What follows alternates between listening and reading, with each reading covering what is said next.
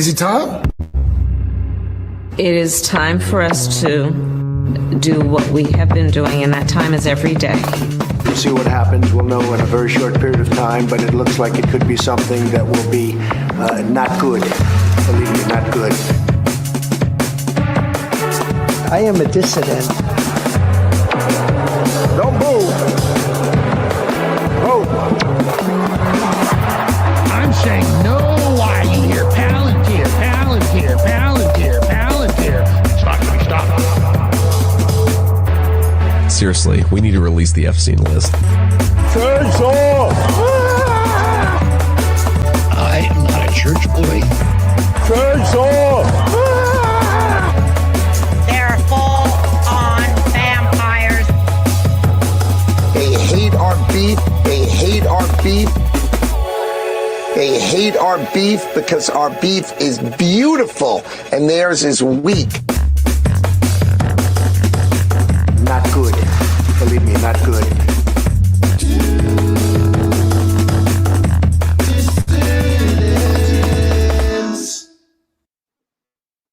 Hello, dissidents. Welcome, one and all, to a special midday Thursday edition of the Do Dissidents podcast. Keaton Weiss here with Russell Dobby, of course. Hello. In fact, I don't know why I said special. It's not that special. It's a normal time slot. It doesn't feel special to me. No. If anything, it feels like kind of ordinary and perhaps even a bit underwhelming. Yeah, perhaps mundane. Welcome to a mundane, underwhelming edition of the Do Dissidents podcast. I feel completely underwhelmed to be here. Yeah. yeah. Exactly. I thought maybe we should rename this the Beautiful Jews podcast in honor of Meghan McCain. To all my beautiful Jewish friends, Yes. I feel beautiful. Out. Yeah. Well, I tweeted out, Jimmy gave me a retweet on that. That was kind of him. I said, as a beautiful Jew myself, I feel fine. I'm not afraid of what's happening in New York. Not at all. I took my beautiful Jewish family to the Bronx Zoo last week. We had a wonderful time. Seems great to me. Seems like the city is in fine shape. I hide it. I wear a crucifix when I go out. Yeah, right. Yeah, exactly. Mm-hmm. Exactly. So you blend in a little more, right? Mm-hmm. Thanks everybody for being here. 676 strong in the YouTube chat. Nice crowd to start things off on a Thursday. We've got 189 filing in over on Rumble. So please do smash that like button. Let's get a big crowd in here. As big a crowd as we can in the early time slot. It's a quick turnaround for Russell Dobby working the clopen, as they say. Because he was hosting the Jew show last night. Yes, I was. I had great guests. I had Mel. A lot of you probably follow her online. You couldn't see, I set it up that way. You couldn't have more interesting contrasting guests. I had Mel, who's a Southern lady, Republican, Christian, who has become a one-issue voter, Palestine, and turned on the Republican Party, like I think everyone with a conscience has, more or less, which is not an endorsement of the Democratic Party. And then I had Blakely, which another great guest. We went over the New York City primary. So that's up on Jimmy's channel if you want to check it out. Yep. The full YouTube stream is up, and then the clips are dropping on Rumble now, and they'll be dropping throughout the day. So let's get started. Got a lot to get to today. We're going to start out with a story that I had prepped, and we kept running out of time, but today I put it first because I do not want to miss this story because I think it is an important one. UAW, the United Auto Workers, votes to divest from Israel bonds, reports the Detroit News. United Auto Workers delegates on Thursday voted in a narrow decision to amend their constitution prohibiting investment in Israel bonds, a mark of a sea change in the union's politics, according to experts. The passage is expected to result in the divestment of at least $400,000 in Israel bonds, according to the passed resolution and the Unite All for Workers for Democracy caucus within the Detroit-based union focused on quote-unquote class struggle that pushed for the resolution.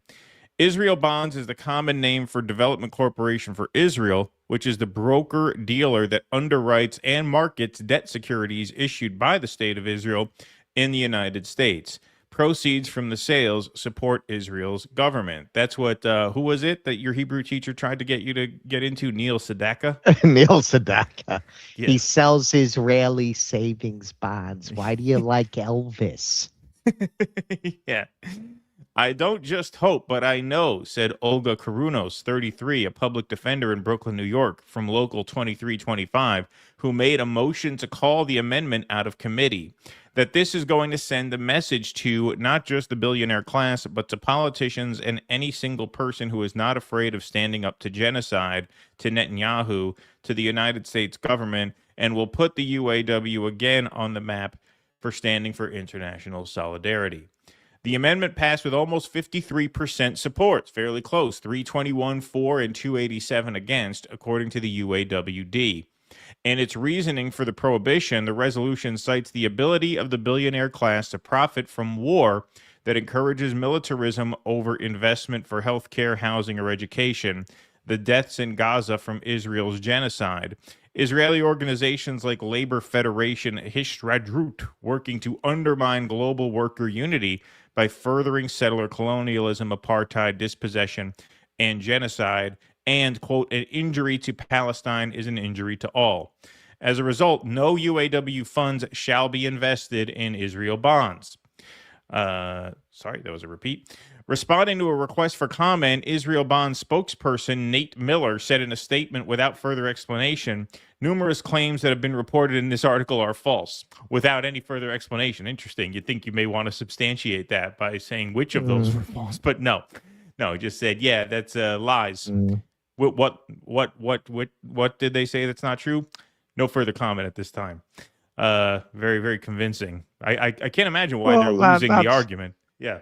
Yeah, that's where they usually go. Anti-Semitism. How Yeah. so? Well, next. No comment. Yeah. No comment. No further comment. A request for comment was also sent on Thursday afternoon to the media email of the Jewish Federation of Detroit.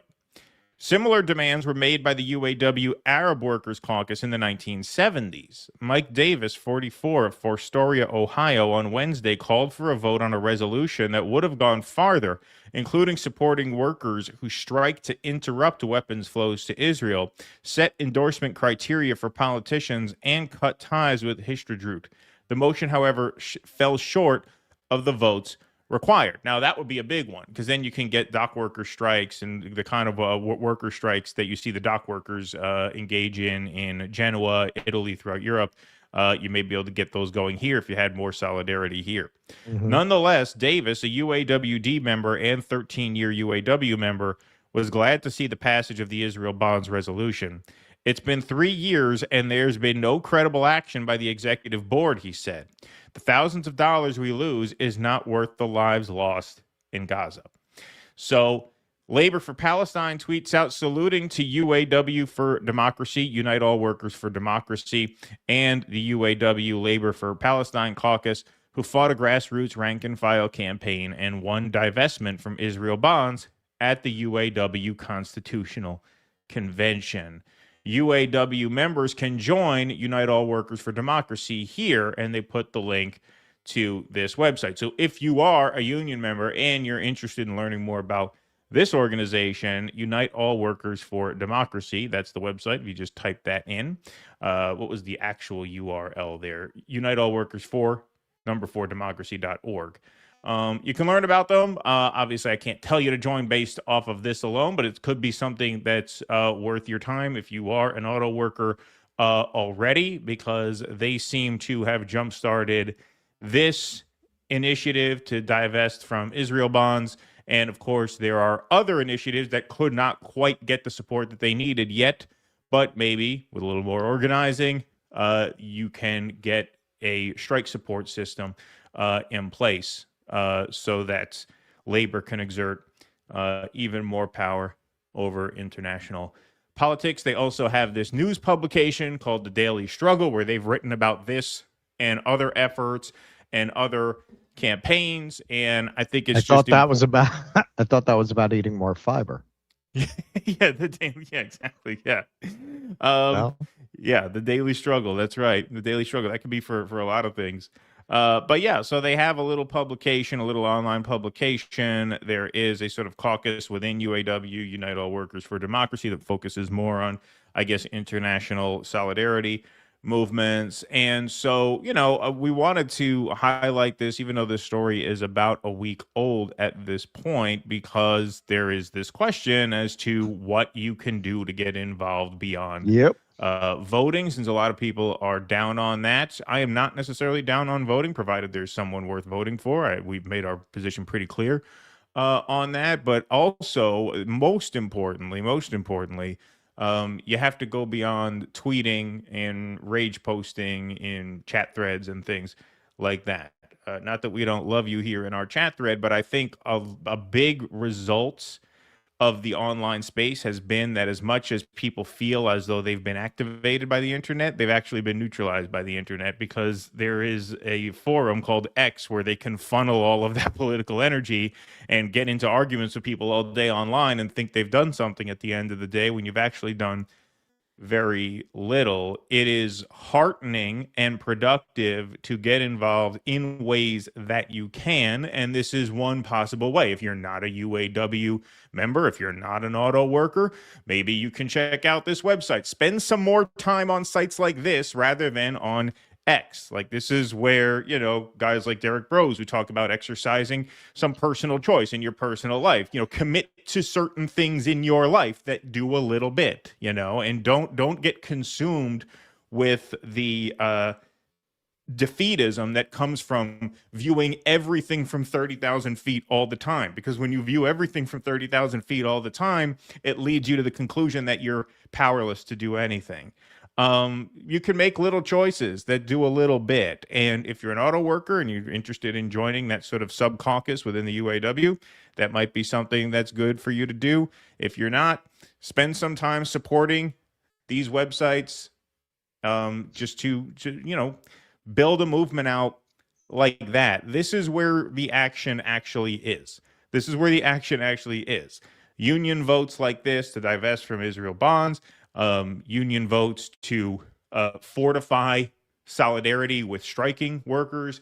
This is where the action actually happens. And it may feel smaller than fighting online about big issues, because when you're fighting about big issues, you're talking about big issues, but you're talking about them. You're not actually taking any action. Action happens little by little. Almost all of it happens at the local level. And so I wanted to highlight this and just give people a little bit of an idea of what we mean when we talk about getting involved in ways that are productive and beneficial, not just for the overall cause, but for you. I think burnout is a real thing. I think people get very, very frustrated and very, very demoralized, screaming into the void all day, every day online.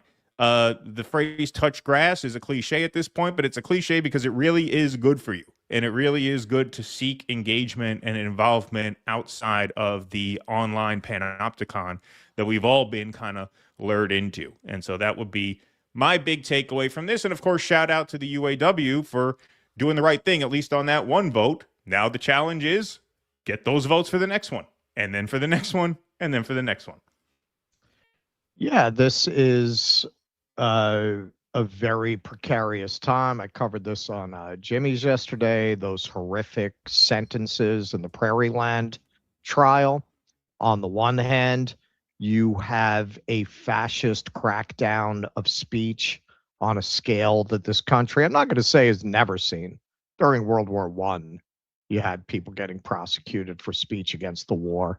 But I don't think we've seen it to this extreme since then. What happened to those protesters? We have people going to jail for moving a magazines, moving a box of magazines. This is kind of the counterforce that is where our hope lies. There is definitely a populist reaction of a kind that I personally align more with than the Trump con artist crypto variety, the Joe Rogan, Mark Andreessen filleting variety. You're getting something a little different from that. And this is an example of it. You have to go through the unions. And going to what you're saying in terms of touching grass, yeah, you need a whole movement. Like you need a whole uh, philosophy almost to counter what technology has done to people. It's something that creeped up gradually, like the frog in the pot of boiling water, until before you know it, people gave up everything that makes life worth living in order to sit in front of screens and do this like a monkey.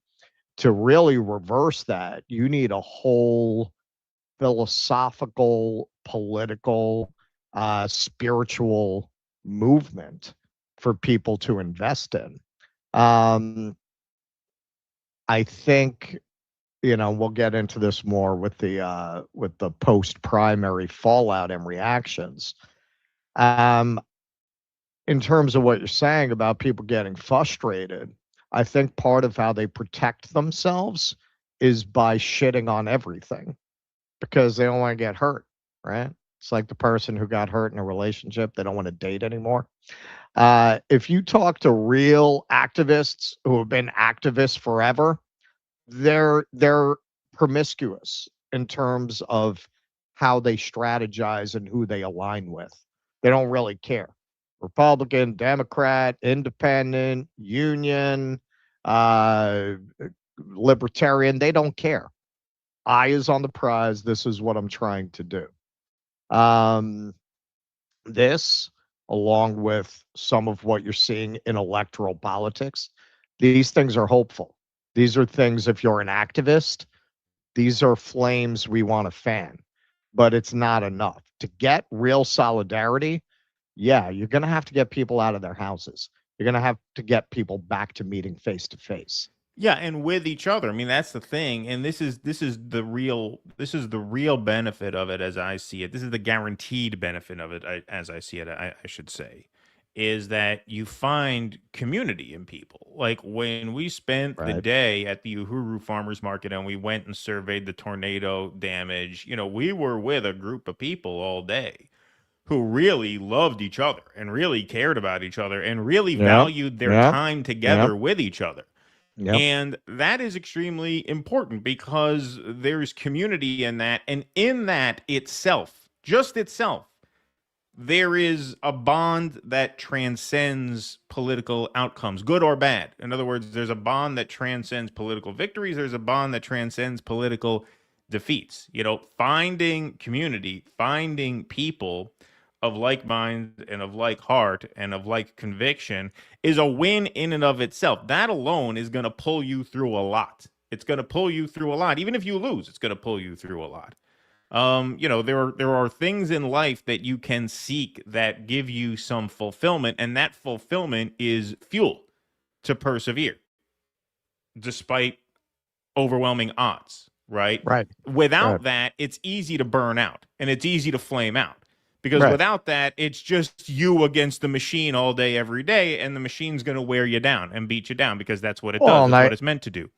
Well, and I think after a while, a lot of people just get addicted to shitting on everything. Like that becomes an addiction, right?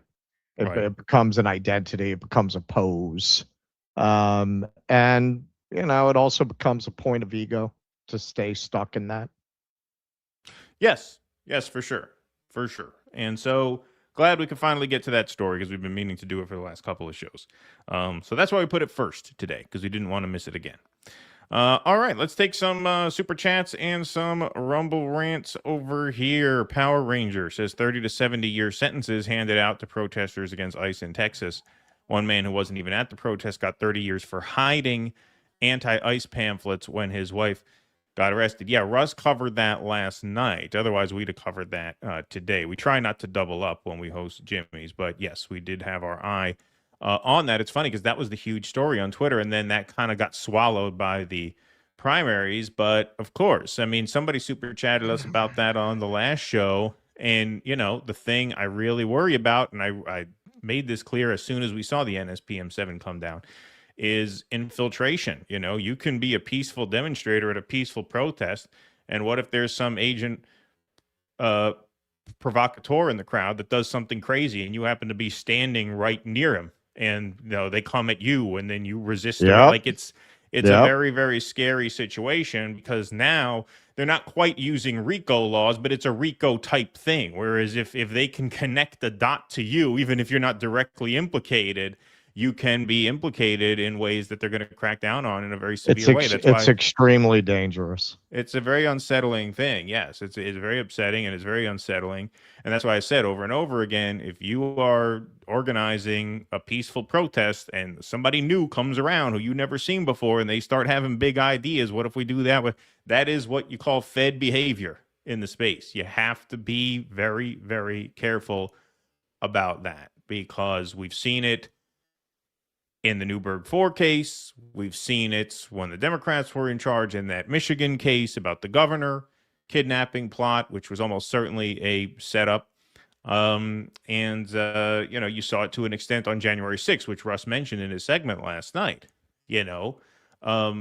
Forces that seek to sow chaos can use means to sow chaos, and you have to make sure that you don't get caught up in that. So you be very, very wary of people who appear out of nowhere and start talking shit. Those can very often be professional infiltrators, and you have to watch out for that. I'm not saying that's what happened in this case, but there were other side. Look at January 6th, man. No, that's what I said. You definitely had feds there. Oh, I mentioned that. Yeah. No, that's why I mentioned that. No, absolutely. Absolutely. We saw it with January 6th, Newburgh 4, the Michigan thing. You have to be very, very careful that you do not get caught up in that. And that's why, you always just have to be peaceful and vigilant for agitators. And you because it's very, very scary to get caught up in that. What else was I going to say about that? I don't know that was the case in this case. We don't know that for a fact. I always have my suspicions whenever I see something like this. There were a number of protesters who flipped on their other protesters who cooperated with the government. And as far as I can tell, they have not been sentenced yet. So I'm not saying for a fact any of those were feds, but I'm saying the thought crosses your mind, and that has to be where your head is at, because you do not want to get caught up in a situation where you're at an action and it turns violent, because that could ruin your life. It could ruin your life.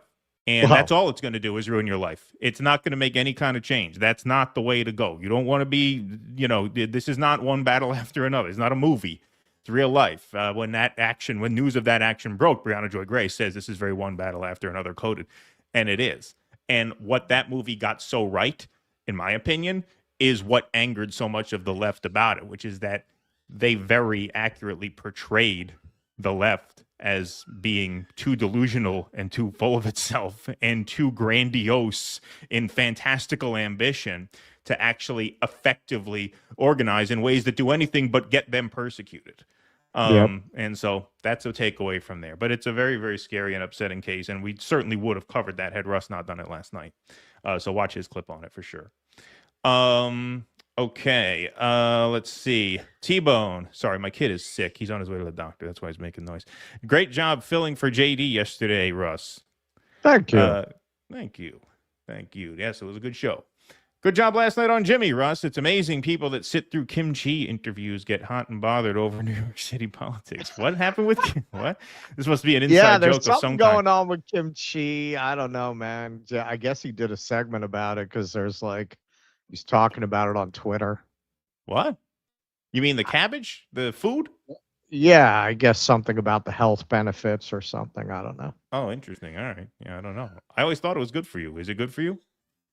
I've heard it's good for you. I've heard it's good. That's what I like kimchi personally. I like it too. Hey, dissidents, ready for another brilliant show. Thank you, JB. Appreciate that. Professor Brown note, as a DD head, I know pods is heavy addiction, so the time slots are drug turfs. Mob guy. Fellas, let's keep the blocks nicely apart. Nobody gets whacked. Move off. Yeah, for all of us. Thank you. Michael Castillo says, gentlemen, I'm here at the National Museum of the American Indian. I'm on my way to see the Statue of Liberty. Keep up the great work. That's a beautiful museum. That's at the Alexander Hamilton thing, right? Well, that's the old customs house. They have the original round table in there with the slots, and you have painting on the ceiling of the map of the history of New York. Yeah, it's a beautiful building. I remember going to that museum. It's a nice museum.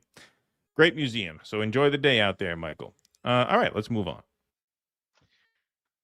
Okay, so the reactions from our friends at the Democratic Party to the results in New York have been pretty predictable. Here is aging turtle James Carville talking about his feelings about how these candidates represent or don't represent the party. It's in New York City. Okay, come on, let's get real. And by the way, two of them I don't think are even Democrats. This Chevalier lady, I don't. They should not see her in the caucus. Her views are totally That's a great against idea. anything Yeah, that any that's great, Democrat man. has. We believe in Great plan. pluralism. She doesn't even believe in interracial dating. I mean, who? I don't think there's a place in the party. Well, there goes By the my way, I'm Friday sure night. She wants to be a Democrat. That's not Go what I do heard. something else. Form your own party. Yeah, this is these are the last gasps of a dying elite. You both have an element, frankly, of the old, aghast at their replacements coming up. And you have people whose institutional power depends on no change, even as they use change as a punchline. Here's Jamie Harrison and his wisdom. Rather than there's what we've said for a very long time. They would always rather lose to a Republican than to have a socialist win as a Democrat. And you see that here. A political party that wants to win would look at this energy and harness it. They're doing everything they can to try to tamp it down. It's Jamie Harrison. I say this with no ill will or animosity. If you hate the Democratic Party, then please don't run for our nomination. Yeah, no, you guys have been doing so great with what you're doing. I could see why you'd feel you don't want to go with a successful model. Don't use our resources. Don't rely on our volunteers. Don't use our infrastructure.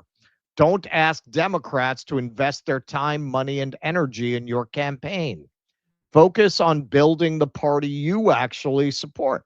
Yeah, no, because they haven't rigged the entire system against independent candidates and third-party candidates nationwide. Yeah, no, that's easy.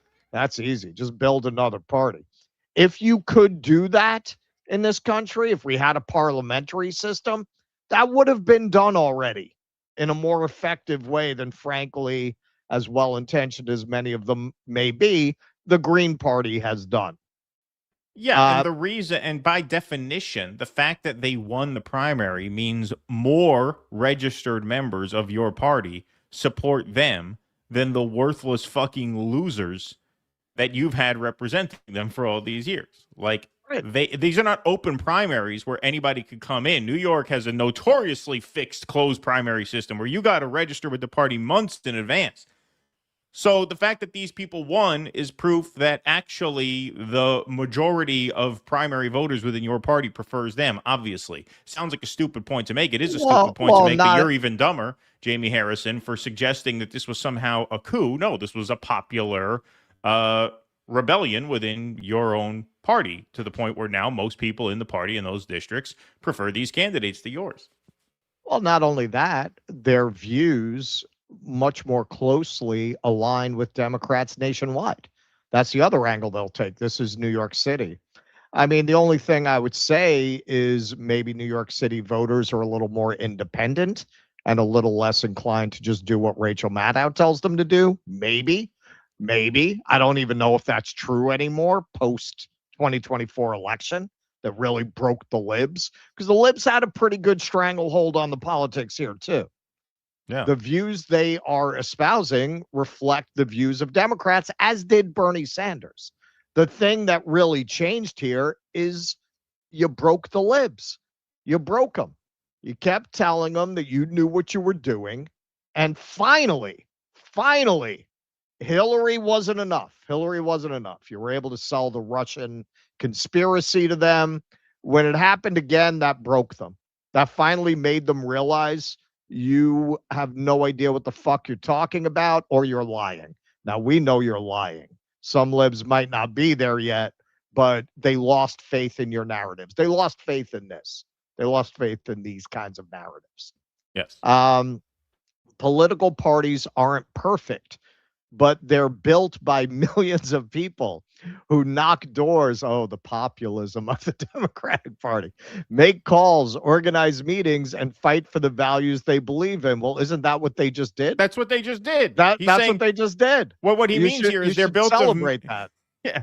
What he means here is they're built of millions of people who do whatever we tell them to do, which is the way it used to be until very recently. Exactly. Until very recently. That's why I'm saying what changed? The libs. The libs changed, because I promise you, Dan Goldman, he would have won in that conflict 2 years ago. Well, he did. Post 20. No, I mean, if he had been same race dynamic. Right. 2 years with someone ago, like exactly. Brad Lander, same thing. Right. It's post 2024. It's a different world. Exactly. Don't forget, Goldman ran in 2022 against Mondaire Jones and Yuling Yu, who were two progressives, and he won walking away because he was the prosecutor on impeachment, and it was all Trump derangement syndrome, and that's all that mattered was how adversarial you were to Donald Trump at that time. What you stood for didn't matter at all. That's why he won. They tried to run on that this time too. Nobody gave a shit. Nobody gave a shit, because what did all that opposition to Trump get you? Got you Trump again. Nothing. It got you Trump again. Political parties aren't perfect, but they're built by millions of people who knock doors, make calls, organize meetings, and fight for the values they believe in. If you don't believe in the party, then don't ask its members to carry you across the finish line. They didn't. They explicitly ran against your establishment, and they won. Case in point about all this support that the Democrats supposedly get. Sarah McGee for Texas. I say this with no ill will and some animosity. I am a Democrat. I earned the nomination to be the person facing the Republican incumbent in Texas House District 132. Over the last 18 months, I've built my own team using my own resources, and collectively, we have knocked on over 40,000 doors in that time. Unless something crazy happens in the next 6 days, I will file a TEC report that shows that my campaign, so that's a Texas Election Commission, I assume, that shows that my campaign has $2,500. So when you say don't use our resources, literally what resources? Don't rely on our volunteers. I'm sorry, whose volunteers? Because you do not own volunteers. Don't use our infrastructure. What infrastructure? Because I am out here on an island in West Harris County, and I may not even be able to afford lawn signs, for fuck's sake. And last but not least, don't ask Democrats to invest their time, money, and energy in your campaign. Heard, loud and clear. I won't ask for anything. I started this campaign knowing this was a long shot. I had no money, no political experience or connections, and just a burning desire to just give something better to my hometown than what they have now. And every part of my being is committed to achieving that goal. And Jamie, I promise that I won't use your resources to win. God, I hate politics. Well, all the best people do, and good luck to you. That was this is, should I have her on? Sarah McGee for Texas, House District 132. Good for you. And our friend Blakely, I know this dork blocked me, but I got news for Jamie Harrison. No one's using your resources that you squandered, by the way. Where's that billion? Your shit is on life support. Literally, no one likes the Democratic Party, and the DSA, who won, was because of volunteers. Stop pretending you guys helped. Well, obviously they didn't help. They backed the candidates that lost. Like, what the fuck are you even talking about? This is the Joy Reid thing, right? You're like the bad roommate for running in their party. Yeah, it's one thing to say that after you win, to like be the asshole who's like, and get the fuck out of here and don't come back. Right? But to do that after you lose, they always talk like what they're doing is working. Yeah. They always talk like nailed it. They always have that tone. So, hey, one of the establishment candidates who won, you know how she won? She ran unopposed. Letitia James. Somebody should have ran for that. She commented with her wisdom.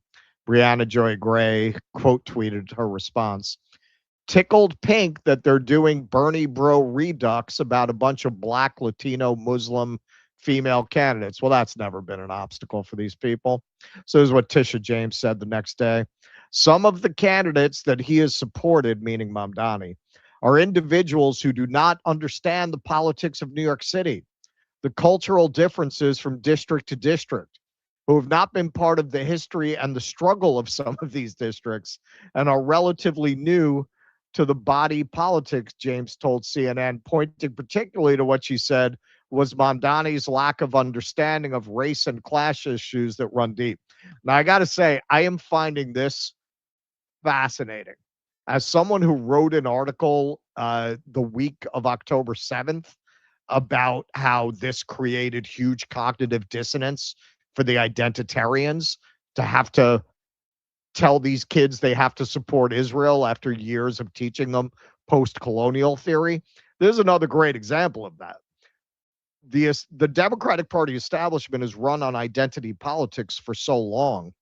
They don't know how to mount a justification of their own kind of politics that's not based in identity. So even when presented with a Muslim mayor, a Dominican and black female, they're still going to go to that. Yeah, no, you're racist. You know, like, they can't pivot. They can't adjust because they don't want to have the debate on the actual issues. They can't afford to. Israel, Medicare for all. These are things their donors hate that their voters love. They don't want to talk about that. I mean, it's just amazing. This is so tired and it's so obviously out of touch with the moment. And it's not going to work because the only people it worked on were the libs and they don't trust you anymore. You broke them. You broke the libs. But Donna Brazil liked it. Totally agree with A.G. James. What a shock. What a surprise. What a surprise there. Sabby weighed in on this. Letitia James should focus on deed theft in New York City. She's the top cop in New York, and she sits back while black elders' homes are literally stolen from them. Yeah, that's a thing that's happening. That's a problem across the country, but it's been particularly bad in black neighborhoods in New York City. Brainless Wonder, John Fetterman here. Anti-Israel, anti-America, anti-Western civilization. Why am I the only Democrat in the U.S. Senate that refuses to excuse this or defend any of those self-identified communists? Professor Zenkis replied, why are you the only Democrat in the U.S. Senate who chased down a black jogger with a gun and pointed it at him while waiting for the police to come for no reason at all? I would love to hear how he would answer that. And Mehdi Hassan, out of interest, why did you put anti-Israel above anti-America in your list of alleged sins from his candidate? Well, I think we know the answer to that. I think we know who John Fetterman works for. So here he is on Hannity. All right, let me ask this. Why the deep hatred for Israel? Why? Yeah, because I mean, if you have such contempt for Israel, I mean, of course, you're also anti-American and you're anti-Western civilization, and you're anti-capitalism and the American way of life. I mean, now they're all socialists. You're anti-Franks and beans. Now there's anti-barbecue. And now Marxists, and now they're proud of this. Anti-cage fighting. We have Pete Hustle in Maine. That's another one. He's a self-avowed, communist too. Now that's not even looked down on and a significant part of the Democratic Party right now. All right, so young Frankenstein, do you think maybe communism is getting rehabilitated by the reality of how capitalism has functioned in people's lives? Maybe. But, John Fetterman, if you are represented by him, if you live in Pennsylvania, he's not your senator. John Fetterman is not your senator. This guy's your senator. That's your actual senator. This was an article from New York Magazine from a few months ago Behind the scenes, Fetterman is being encouraged and counseled by a little-known man in his late 30s named David Dovi Safier. Safier, a writer of Jewish history and fundraiser for Orthodox causes, has no public background in government or counseling politicians on Capitol Hill. He is not an official staffer or a paid outside advisor.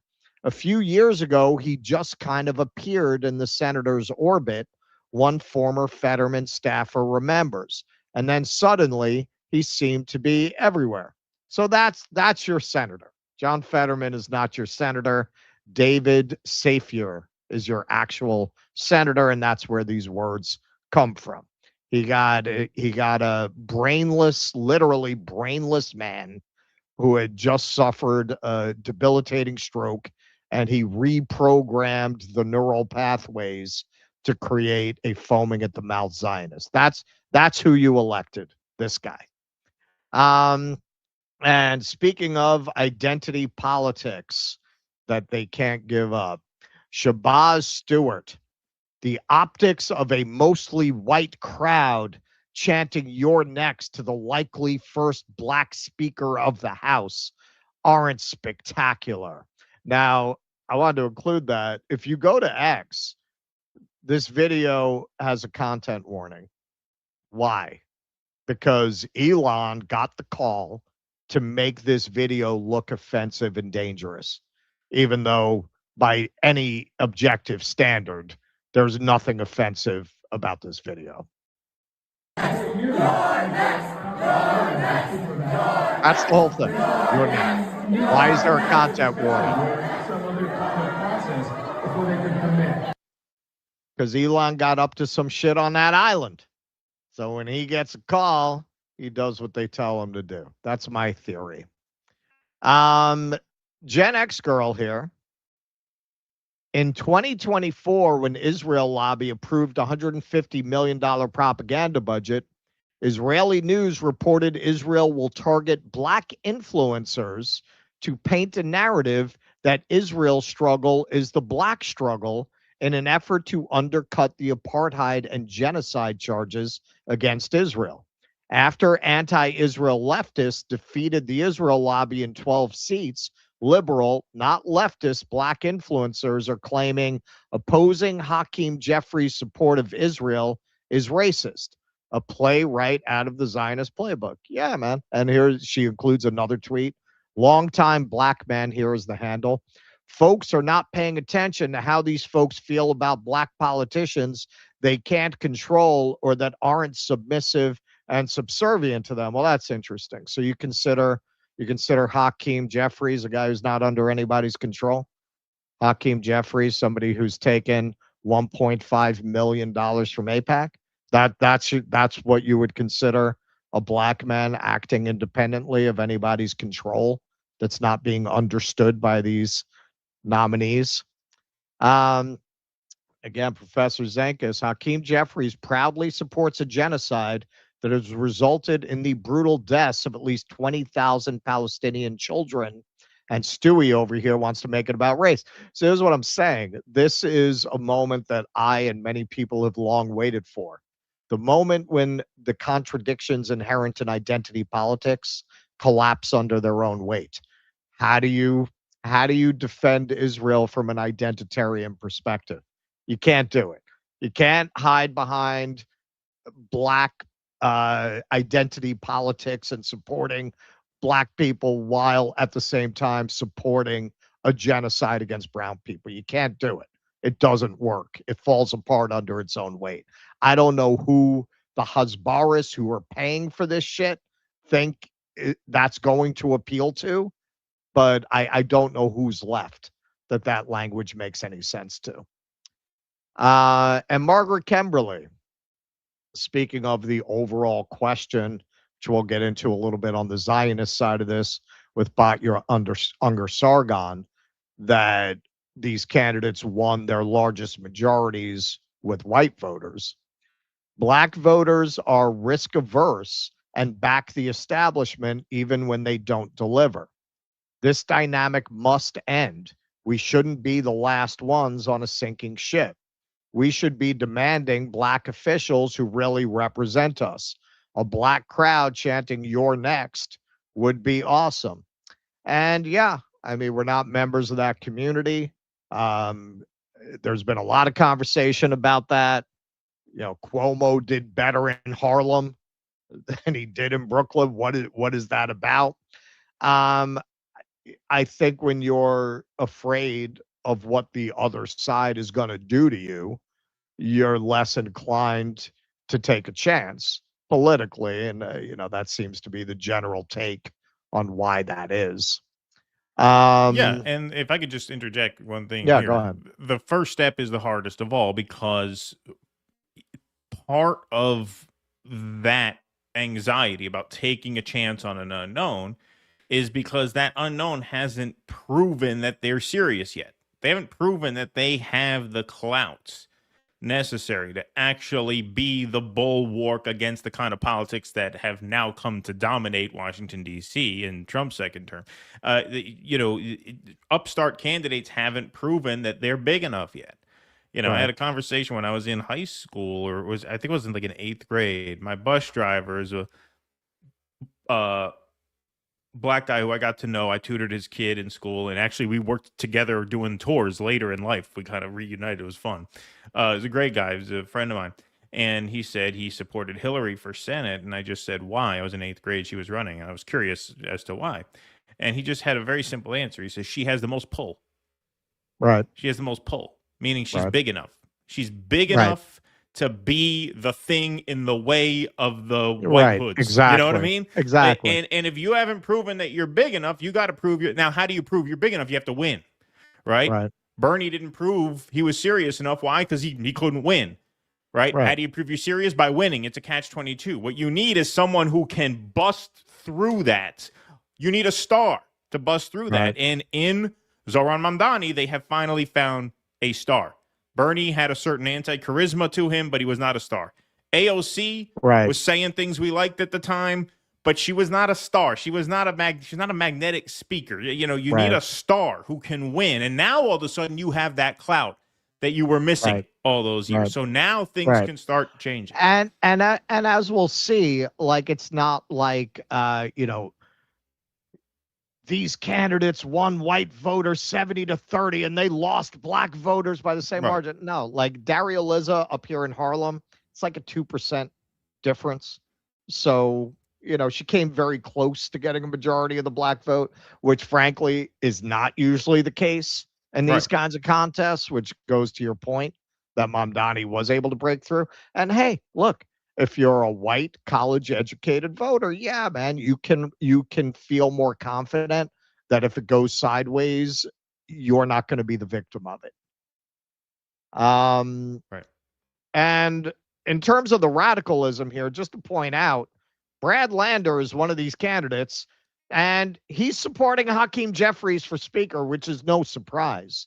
He's a very much an establishment Democrat. The only real difference that got him the Mamdani endorsement is he's against funding and equipping Israel. And he'll actually call what's happening in Israel a genocide, but he's a liberal Zionist.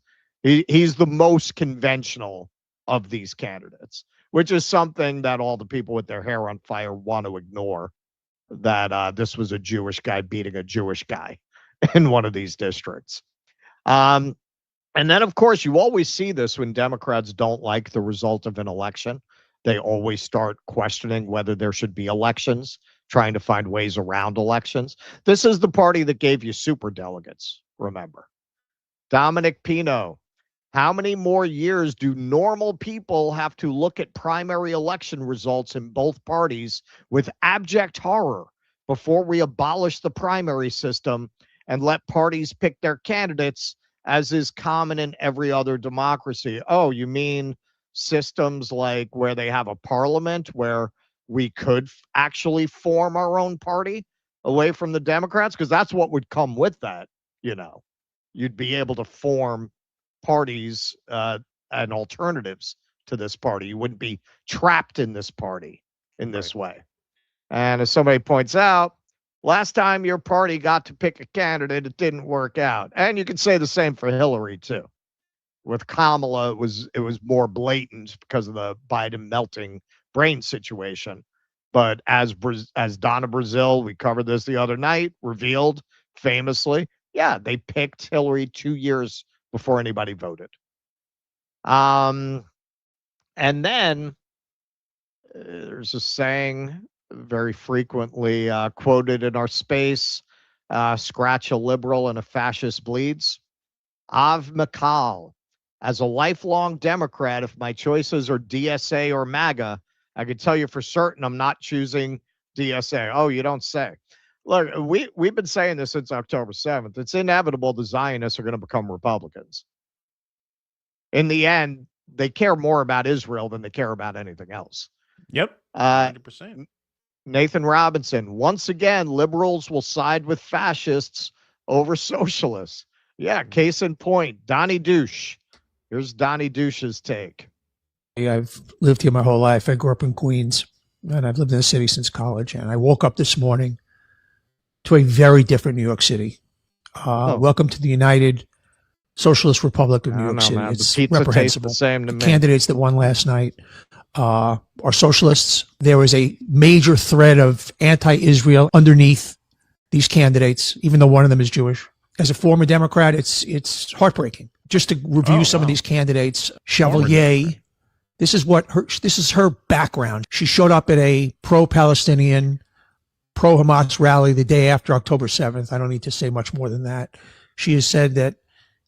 Okay, I'm just going to interject here. I'm almost positive it's the same rally that he's talking about. There was a Times Square rally on October 8th that I actually covered. We dropped a montage of that.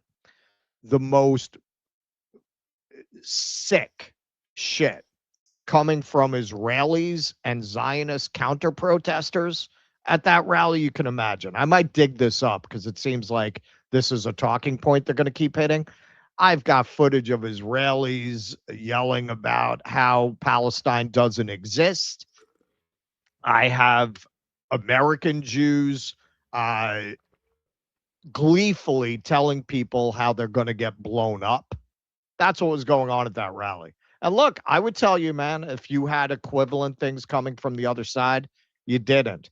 And you usually don't, because the people who know they have backing from the establishment and won't face consequences aren't afraid to say things like that. The people who know they're on the other side, who if the media gets a hold of it, it's going to be all over the news, usually won't go there. Right. America is a effing disgrace. She thinks that we should not deport criminal, illegal immigrants here. Criminals. We shouldn't deport them. Abolish the police. Do you think Israel has the right to exist? Do you believe Israel has the right to exist? Do you believe that Israel has the right to exist? Do you believe Israel has the right to exist? This is New York City. This is the Democratic Party in New York City. Mamdani-backed candidates with a tinge, not a tinge, with a complete undercurrent of anti-Israel, anti-Semitism. And this is the fucking city that I love my whole life. And it's disheartening. Well, let's go back to 2020. Let's see what Deutsch said about how he would vote in that election when Sanders was on a roll and it looked like they might not be able to rig it against him. Trump reprehensible as a human being, but a socialist candidate is more dangerous to this country as far as the strength and well-being of our country than Donald Trump. I would vote for Donald Trump, a despicable human being. No, you won't. Let me tell you Stop something. yourself. Let me correct myself. Thank you, That's Joe. off Thank you. brand. Myself. You will never vote for a bigot, a guy that's made bigoted statements for the past 3 Joe, years. thank you for correcting me. I stand corrected that. I will be so distraught. We can't move those Gwyneth Paltrow pussy candles if you say you're going to vote for Donald Trump, you idiot. So shut up. Thank you for correcting me, Joe. Yes, I like the paycheck, even that's though true. I was born rich and I'm going to stay that way. Greedy little pricks like me can never get enough. This guy inherited a $70 million advertising firm from his father. When he said, "I grew up in Queens," like he's like he grew up working, he grew up working the grill at the McDonald's in high exactly, school. Yeah. Yeah. So let's hear from one of the candidates who won. And honestly, this was the one I was most skeptical of. I guess it might be I just don't know the district, because I mentioned that to Blakely and they said if you were out in Brooklyn, you would have known that she was going to win. Erin asked Mamdani-backed Claire Valdez about James Carville's attacking the Democratic Socialists who won last night's election. Schottenheimer, Democratic congressman. He told CNN, obviously the socialists had a big win last night. The question is, are we going to let them take over the party, or are we going to stand up and fight back? Many of us believe, as I do, that if you're a socialist, you're not a Democrat. And two other prominent Democrats, one a senator, one a prominent strategist that you've probably known of your whole life, have also come out for other reasons criticizing. Here they are.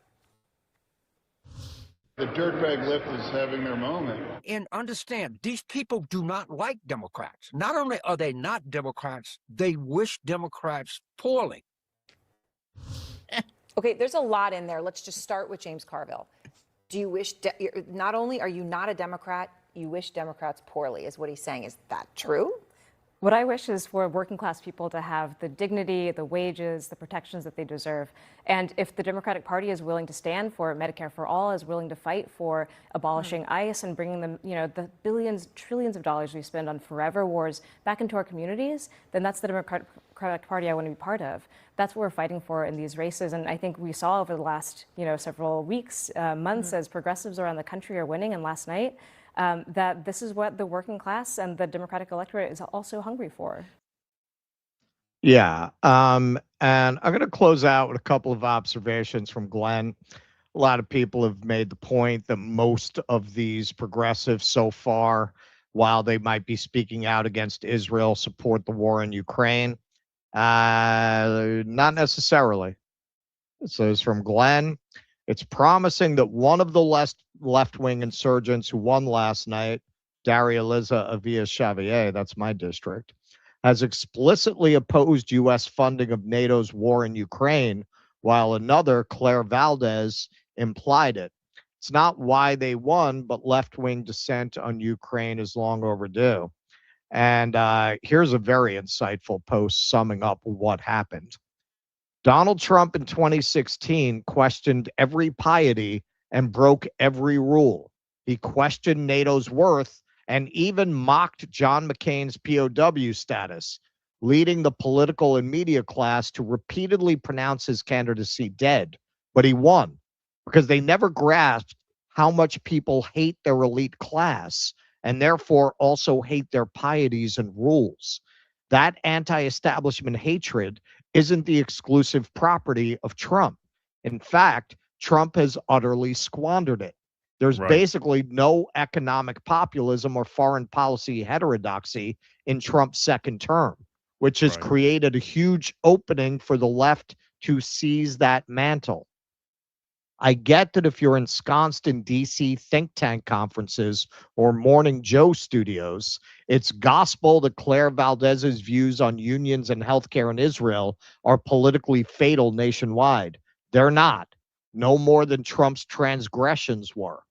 The most potent political force by far, not just in U.S. politics, but in the democratic world, is hatred of establishment politics. And that has rendered almost all of the old rules entirely obsolete. DC Democratic politicians can't grasp this kind of anti-establishment populism, by far their most potent weapon, because they're enslaved to a donor class that won't allow it. But their own voters are forcing it on them. Zorin's win by itself should have demonstrated all of this. But for those who didn't see it then or didn't want to, it should be extremely clear now. And that's why he's Glenn Greenwald and we're a couple of schmucks. That's right. It takes us 3 hours to articulate through a collage of dick jokes and snark he can put in one tweet. Yes. Boom. Right there. That's exactly what happened and what is happening. And up to this point, look, that anti-populist sentiment was there in the two Sanders campaigns. But as you pointed out, he was not able to sell it as well as Mamdani, this young, good-looking, energetic guy who doesn't have this old school Brooklyn accent. He's not as eccentric a character. He's much more polished. He's able to sell it a lot better. And also, I don't think I can overstate the fact that the libs were broken by 2024. That was the main barrier. The libs always stood in the way, and they always outnumbered the populist vote. In the end, because they skew older, they showed up in greater numbers. You've got two things going on. That Bernie generation got older now. Some of the boomers, I'm sorry, have died off that were such an impediment at that time. A lot of us back then, I said it, you probably said it, in 10 years, this is going to become normal. Where the politics we're articulating is going to become the mainstream of the Democratic Party, but it's going to take 10 years to get there. And it's going to take the libs finding out what this really leads to. It's going to have to get really horrible before they turn on this kind of politics. And now we're there. This is exactly what a lot of people predicted would happen. It's kind of amazing to have actually arrived. And to Glenn's point, we couldn't have gotten there if Trump didn't suck so bad. Trump we're not covering it today, but we didn't have space for it. He blocked the bipartisan housing bill. Like he's doing everything possible to make sure that he can't seize any of this momentum. So just like we said back in the day, well, if you block this populist rage from going left, it's going to go right. The center will not hold. And that's what happened. Biden is an aberration. The only reason you got Biden was a pandemic. That's the only reason you got Biden. Otherwise, Trump almost certainly would have had a second term. Almost certainly.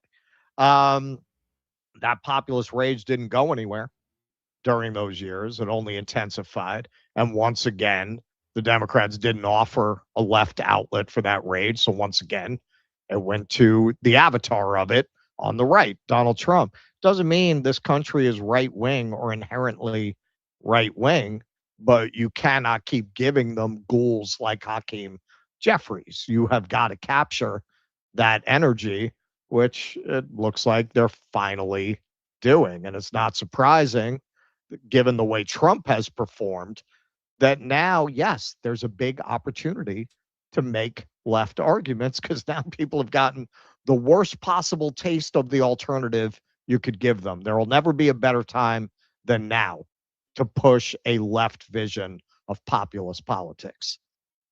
Yeah, I mean, everything kind of came together all at once. I should say is in the process of coming together. Obviously, results are not entirely in yet from everywhere, and there's still a long road ahead. But you are starting to see the pieces come together, and I think, as you said, a hugely important piece is a demoralized lib base. You know, when James Carville talks about, well, these people, they don't even like the Democratic Party. Okay, so then where are all the Democrats who do like the Democratic Party voting? I'm going to call my friend in IDF. Got a couple German Shepherds going to come over and cornhole you right in your ass. Yeah, exactly. Right, so like if they don't like the Democratic Party, why are they winning? Where are the throngs of people who do like the Democratic Party going to the polls to vote against them? They've always been there in the past. They're not there anymore. What happened? What happened? Yeah, some of them croaked. Most of them haven't.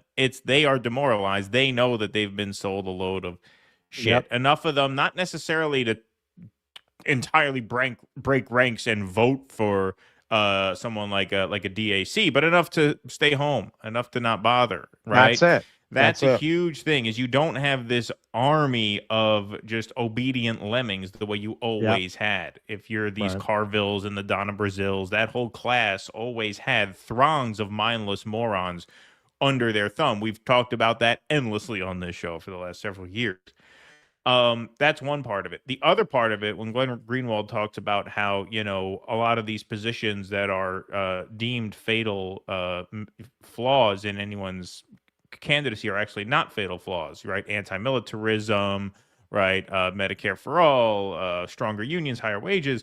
These are not fatal mistakes.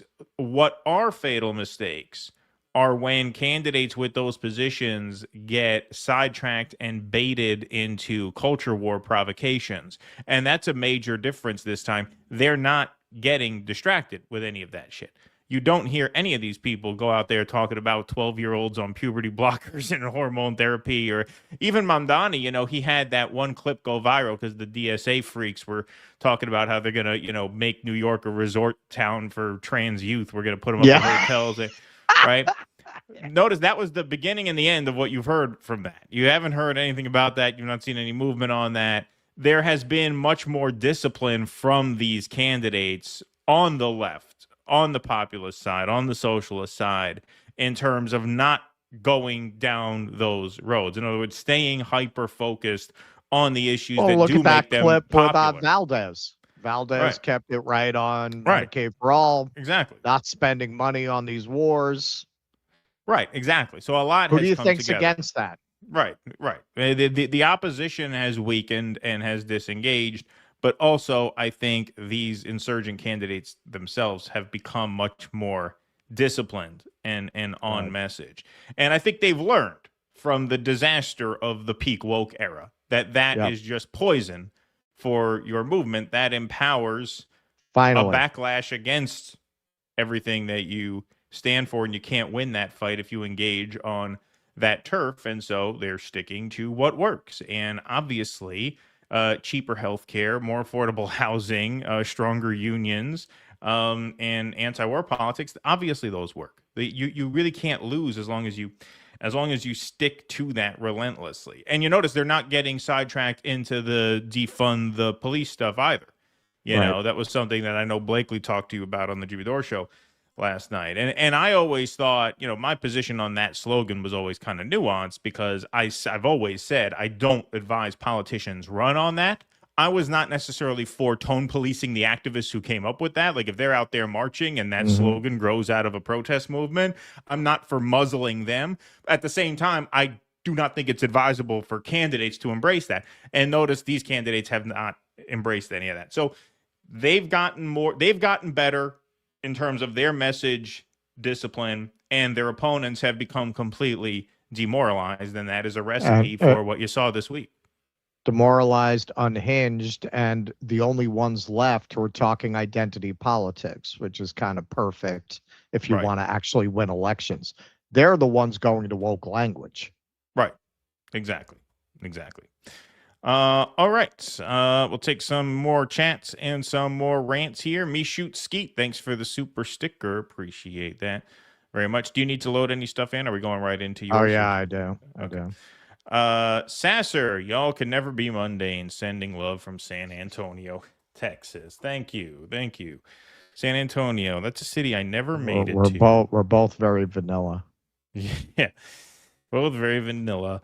Yeah, that's a city I never made it to, San Antonio. I tried to go, but that's a story I will tell on the air at some point about our ill-fated detour to San Antonio, Texas, when I was driving across country and my friend filled our car with diesel fuel by accident. And coming to you soon from Ricky Rodriguez. Yeah, completely derailed the trip. But that's a long story.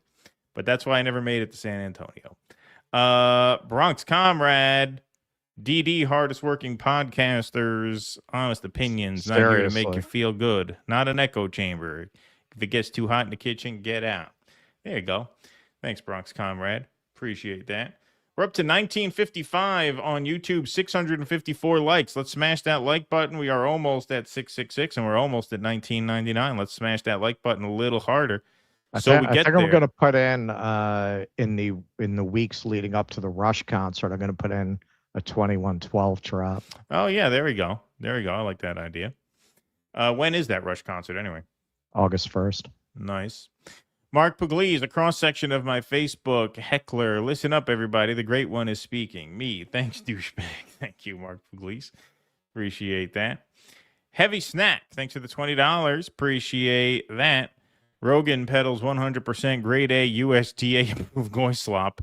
During the most recent Tim Dillon interview, he laughed at lowbrow culture war jokes. He used the New York Post as a credible source, dodged Vance discussion, and then rambled about UFOs.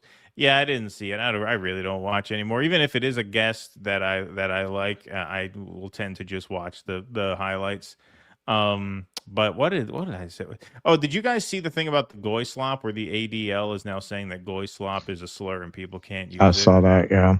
One guy had a great response to that. He's like, this is like the KKK telling black people they can't use the N-word. Because goy is a slur that Jews came up with for non-Jews, and now you're saying they can't use it amongst themselves for purposes of like slang and humor. Pretty crazy. Thanks for the UAW story, guys. Small acts create ripples. Made my day. Love DD. Well, thank you, Fertile Green. That was the point of it. Thank you. That was the point of it. Thank you very much. Nocturnal Human. The way I see it, online politics is the locker room. The game is outside. Exactly. Yeah, it's a good way to see it. I like that. Yep. I like that metaphor. Good way to put it. Good way to put it. Interrobang, thanks for the $5. That's me totally. I was big time active against the Iraq invasion, and 20 years later, my give a fuck is broken. Yep, that can happen. Can happen. Wasim Garani, do a report how Zios are trying to prevent and threaten the Canadian Museum of Human Rights to prevent Nakba exhibit from opening tomorrow. Oh, really? Is that happening? Well, we'll have to do that on Sunday. I'm assuming it will open, or it won't, and that'll be the story. But wow, that's crazy. That's crazy. Thank you for alerting us to that. Appreciate that very much. Nong says, I like the Museum of the American Indian far more when it was in Harlem, was more overwhelmingly ethnographic than perniciously artsy. I see. I never went there. I know it was up here. I only ever knew it at the customs house. John Olmsted, my girlfriend's in Maine right now visiting her family. Every single person she talks to, minus her crazy Christian grandma, is 100% for Plattner. Collins is done. Yeah, his lead is holding pretty firm. I mean, it's shrunk, but it's still at a decent 4 to 5 points after that onslaught of negative press. So if that's where you're at after that wave of media, that means you got to be feeling pretty good about where you are, I think. I was doing some online reading, and I never knew that Stalin set up a Jewish autonomous oblast in the far east of the USSR in 1934. Around 40,000 Jews at its peak in the late 40s. Just over 800 ethnic Jews now. I didn't know that either. You know what I didn't know that I learned when I went to China? China, at the time that we were not allowing Jewish refugees from the Nazis in, China was. There were Jewish refugees that were being brought into Shanghai. That's why we love Chinese food now. That's where it started. Fact. That's where it started. Yeah. That's where it started. Yep. They gave us those little bags of the noodles, and that was it. We were sold. Yeah, we were sold. These are free. We don't have to pay for these. It's amazing, and they come with a little sauce on the side. Look at that. Hang on, you're telling me there's a magic field around Chinese restaurants that allows us to eat pork inside without breaking our kosher dietary rules? That's right. Where do I sign? Where do I sign?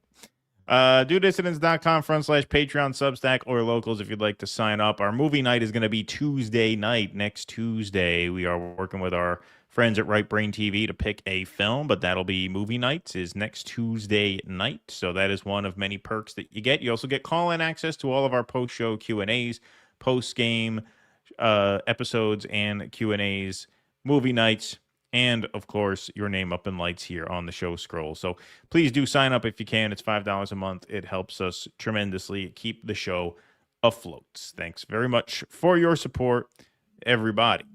All right. Why don't we move on to now okay, so we just did the Libs, the Lib meltdown, and if you thought the Lib meltdown was fun, you ain't seen nothing yet. Yeah, you know what's funny and very telling? It was very difficult to separate the Lib from the Zionist meltdown because they're so largely the same people. There is some overlap. Not entirely, though. I was able to do it, but there were some things that were right on the line. Like, do you put it there? Or do you put it there? Like Deutsch.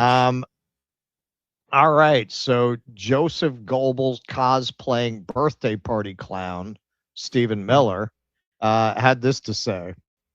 That's the communication challenge that we all have together, Sean, which is to explain to the American people that Democrats you grew up with, The Democrats that your mom and dad grew up with, the Democrats that your grandma and grandpa grew up with, do not exist anymore at all. Not at any level of government. A vote for any Democrat anywhere for any...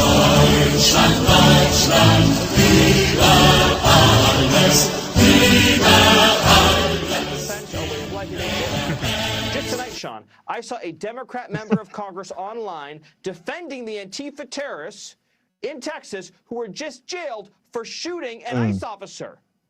They shot an ICE officer. They were charged with terrorism, and a Democrat congresswoman was defending the Antifa terrorists.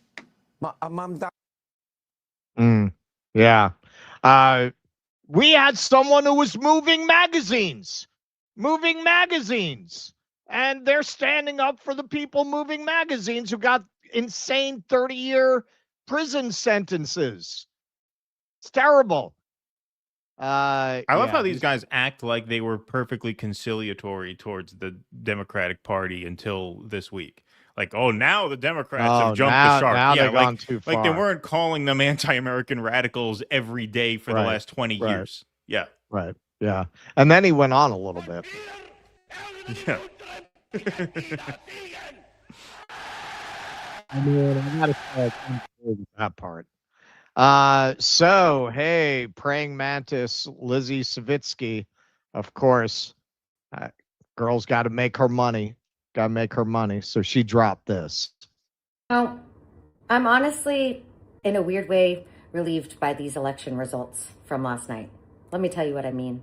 Are you going to leave? For so long, I think no. people have thought we could just continue to pander, to placate our That's way. what you guys have been doing. Is that what you've been doing? That everything would just be fine. Wow. Be nice. I'd hate to see what Now we not see conciliatory looks like. Yeah.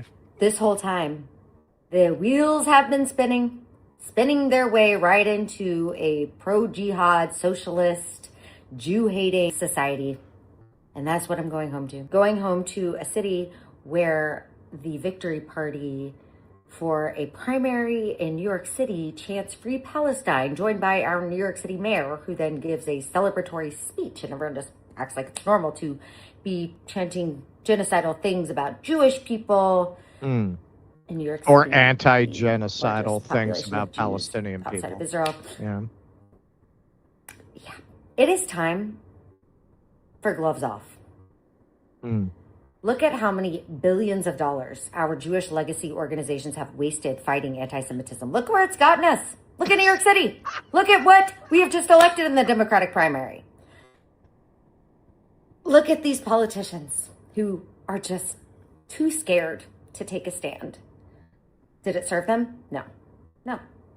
Unless you count Brad Lander, who is an anti-Zionist Jew. I have a message for you, Brad.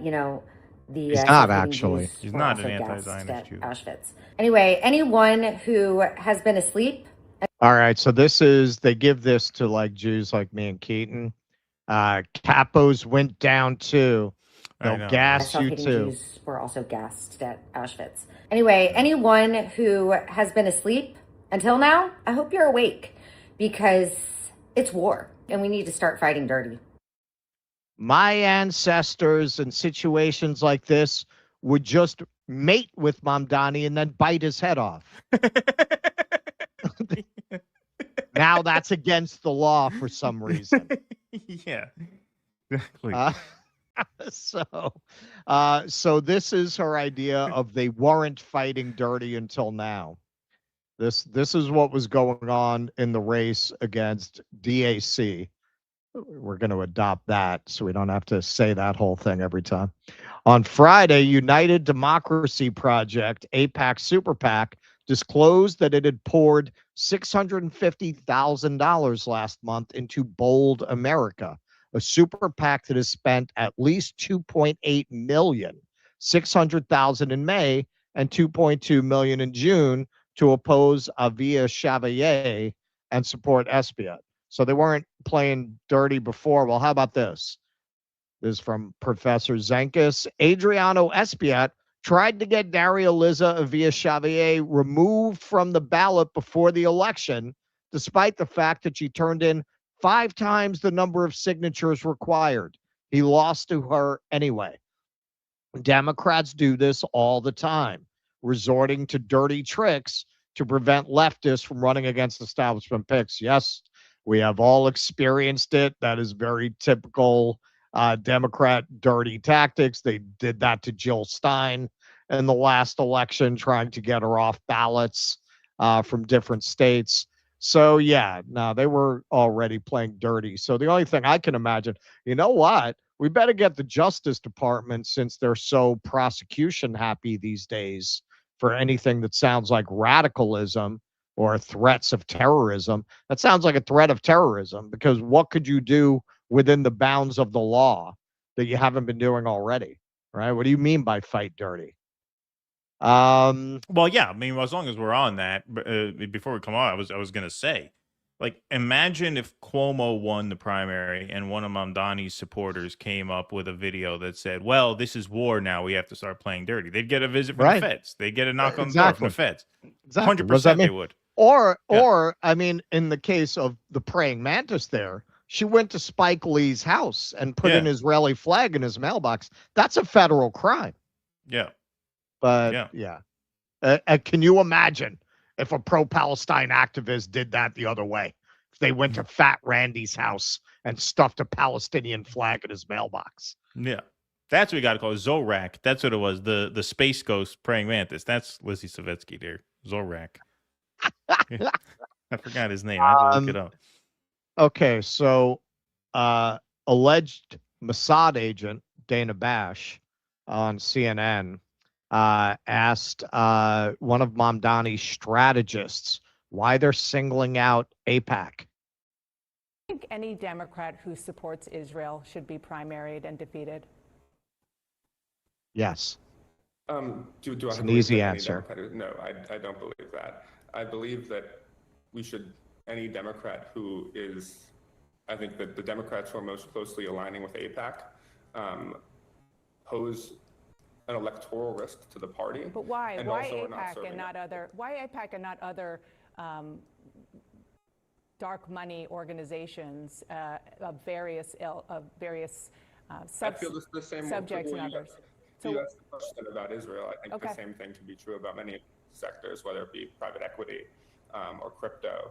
I think many of those apply the same. And I think when people, talk about this issue, there are a number of voters for whom this is a defining and important issue. But I think the shift that we're seeing amongst the Democratic primary electorate, amongst general election electorates at large, is less driven by a unilateral focus on Israel and more focused on them picking up on the dishonesty of the politics that comes with it. And I think it's a belief that a politics that sells anyone out will eventually sell everyone out. And when you see politicians telling people to not believe what they see with their own eyes, when you see politicians saying, we don't have enough money to not cut Medicaid, but we have enough money to write another blank check to Netanyahu, that undercuts a faith in government. It undercuts a faith in the ability to take on special interests. And I think that's where you're seeing this issue grow out of.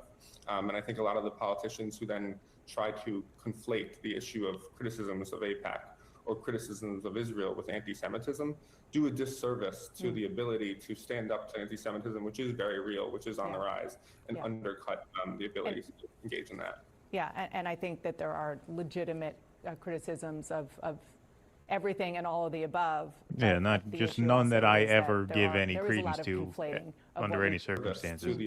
Yeah, well, you could see she's barely restraining her rage through all of this. Like, look at her.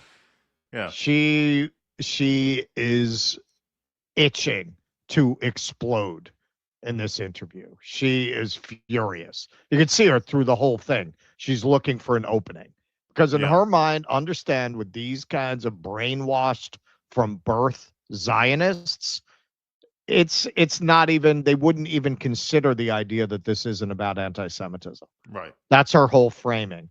Like, why aren't you going after other funding like this? Like what? Like the food lobby? I mean, like what equivalent do you have to us funding and equipping a genocide?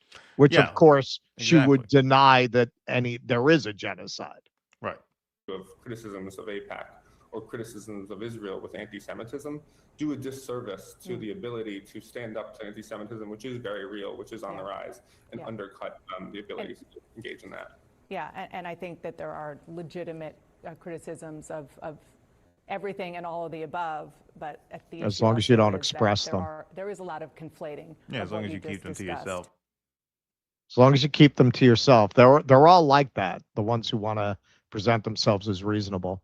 There are reasonable criticisms of Israel, but if you present them, I'm going to call you an anti-Semite. Right. I've never seen anyone present one of these reasonable criticisms that you supposedly think are in bounds without being accused by you and your ilk of being anti-Semites. I've never seen it happen. Glenn Greenwald, poor Dana Bash, one of cable TV's most fanatical Israel loyalists. She's so eager to depict Zoran Mamdani and his movement as anti-Semitic and driven at its core by hatred of Jews, but to do so, she has to interview one of his top strategists, whose name is Morris Katz. And I got to say, to your point earlier, he handled that very well. He handled it very well. He did not take the bait. This is a much smarter and more seasoned and more strategic version of a progressive movement. He didn't let her box him in the way that she was trying to. David Frum, DSA settler colonialists seem to be successfully imposing their alien rule upon the indigenous inhabitants of Queens, Brooklyn, and the Bronx. These are the jokes. These are the jokes, people. Try the Get fish. it? See how clever he is? See that metaphor? Yeah, Bones. Janine Eunice. The public intellectuals from the BoomerCon class never fail to amaze me with their sheer stupidity. David Frum actually thinks it's clever to compare Democratic elections in New York City to the 60-year occupation of the West Bank and Gaza, in which Palestinians have no ability to participate in the elections of those who control their lives, most of whom consider themselves racially superior to the Palestinians who have inhabited the land for millennia. Yeah, wasn't David Frum the genius who said the Iraq War would be over in 2 weeks? This is I one believe that was him. Guy. Oh yeah, he was one of the thought leaders behind that whole project. He co-wrote the Axis of Evil speech. Right. Meghan McCain. This has become pretty infamous. To my beautiful Jewish friends in America. Well, thank you. We love you. We appreciate you are that. not alone.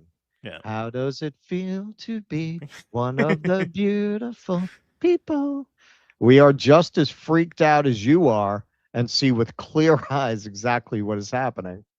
Matt Lieb, what about your ugly Jewish friends? Guess we can all go fuck ourselves. Well done. Okay, so here's Batya with her go-to.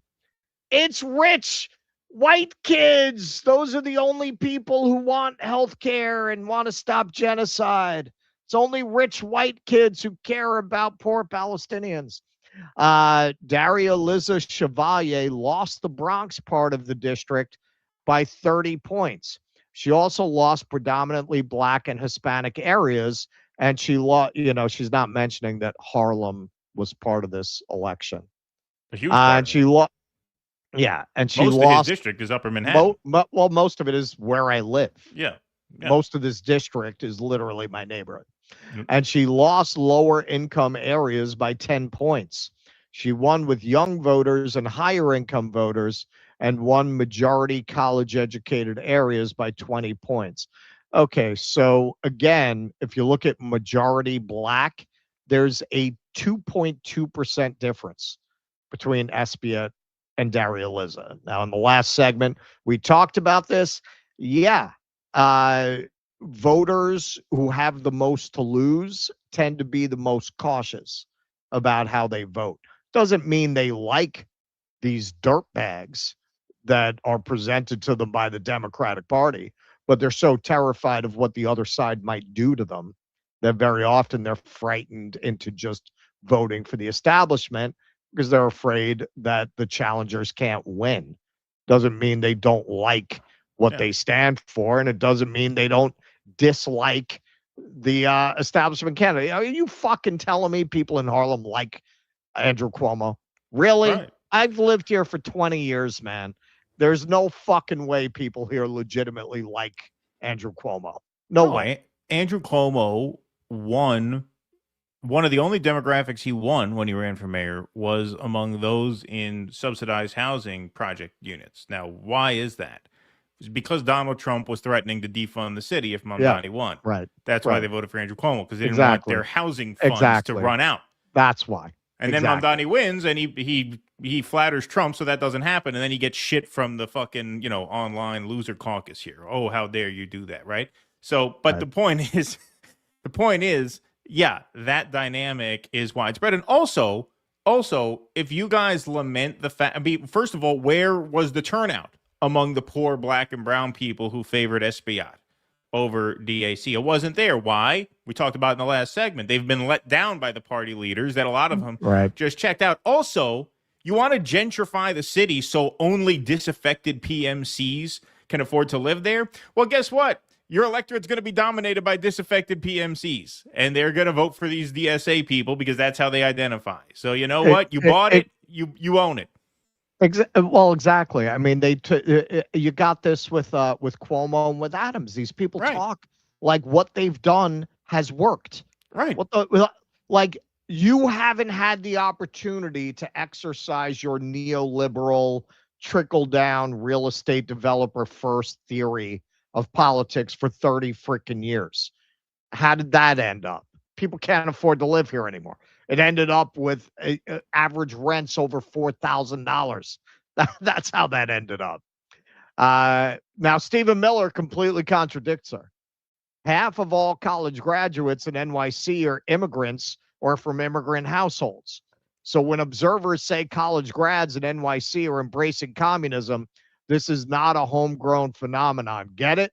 Stephen Miller is a Nazi. He is a straight up Nazi. The shit that comes out of Stephen Miller's pen and his mouth are things that you would expect to read in a book of Nazi high command speeches. But Crystal Ball puts it in context. Batya is complaining Daria Liz's coalition is too white. Stephen Miller is complaining it's too brown. Truth is, if you actually look at this graphic, she won with a very diverse electorate because people of all backgrounds oppose genocide and support affordable housing. Yeah, especially here, because people would like to stay in their homes, right? Josh Gottheimer. This was pretty crazy. This was one of the craziest tweets. These are the same photo. Enough is enough. Where do we draw the line? And he has on the left side, Free Palestine, Let Gaza Live, graffiti on Dan Goldman's office. And on the right, Jude with the Star of David from Nazi Germany. So Katie Halper responded. These are the same photo. The only thing missing from the recent one is the Star of David, the word Jew, Right. the sign saying Germans protect yourselves, don't buy from Jews. But beside that, the exact same thing. Johnny Graz, let's draw it here, traitor, meaning the line. Josh Gottheimer, he's one of the big scorers in the race for AIPAC money. Over $2 million this guy gets. Over $2 million. And that's last year. So it's probably a lot more now. And this is how you know this is all coordinated. It's a photo from 2023. And he wasn't the only one who pulled it up. Don Bacon, how would they both pull up a photo from 2023? They were told to. There's some Hasbara outfit that told them, put this out. We cannot become 1930s Germany. Chaucer, wait a minute. Did you all get your Hasbara script today? They sure did from our friend Snow Himbo over here. Script went out. This is the other point they're hitting. The misfit patriot. If you're a Jew living in New York City in 2026, you're about as safe as a Jew living in Germany in 1929. Move now. That's not your home anymore. Trust me. I would bet everything in this apartment. You don't live here. So no, I don't trust you. I actually do live here, and you're fucking lying. Michael A. Cohen. This is a genuinely scary night for New York City Jews. And Sawface, Laura Loomer.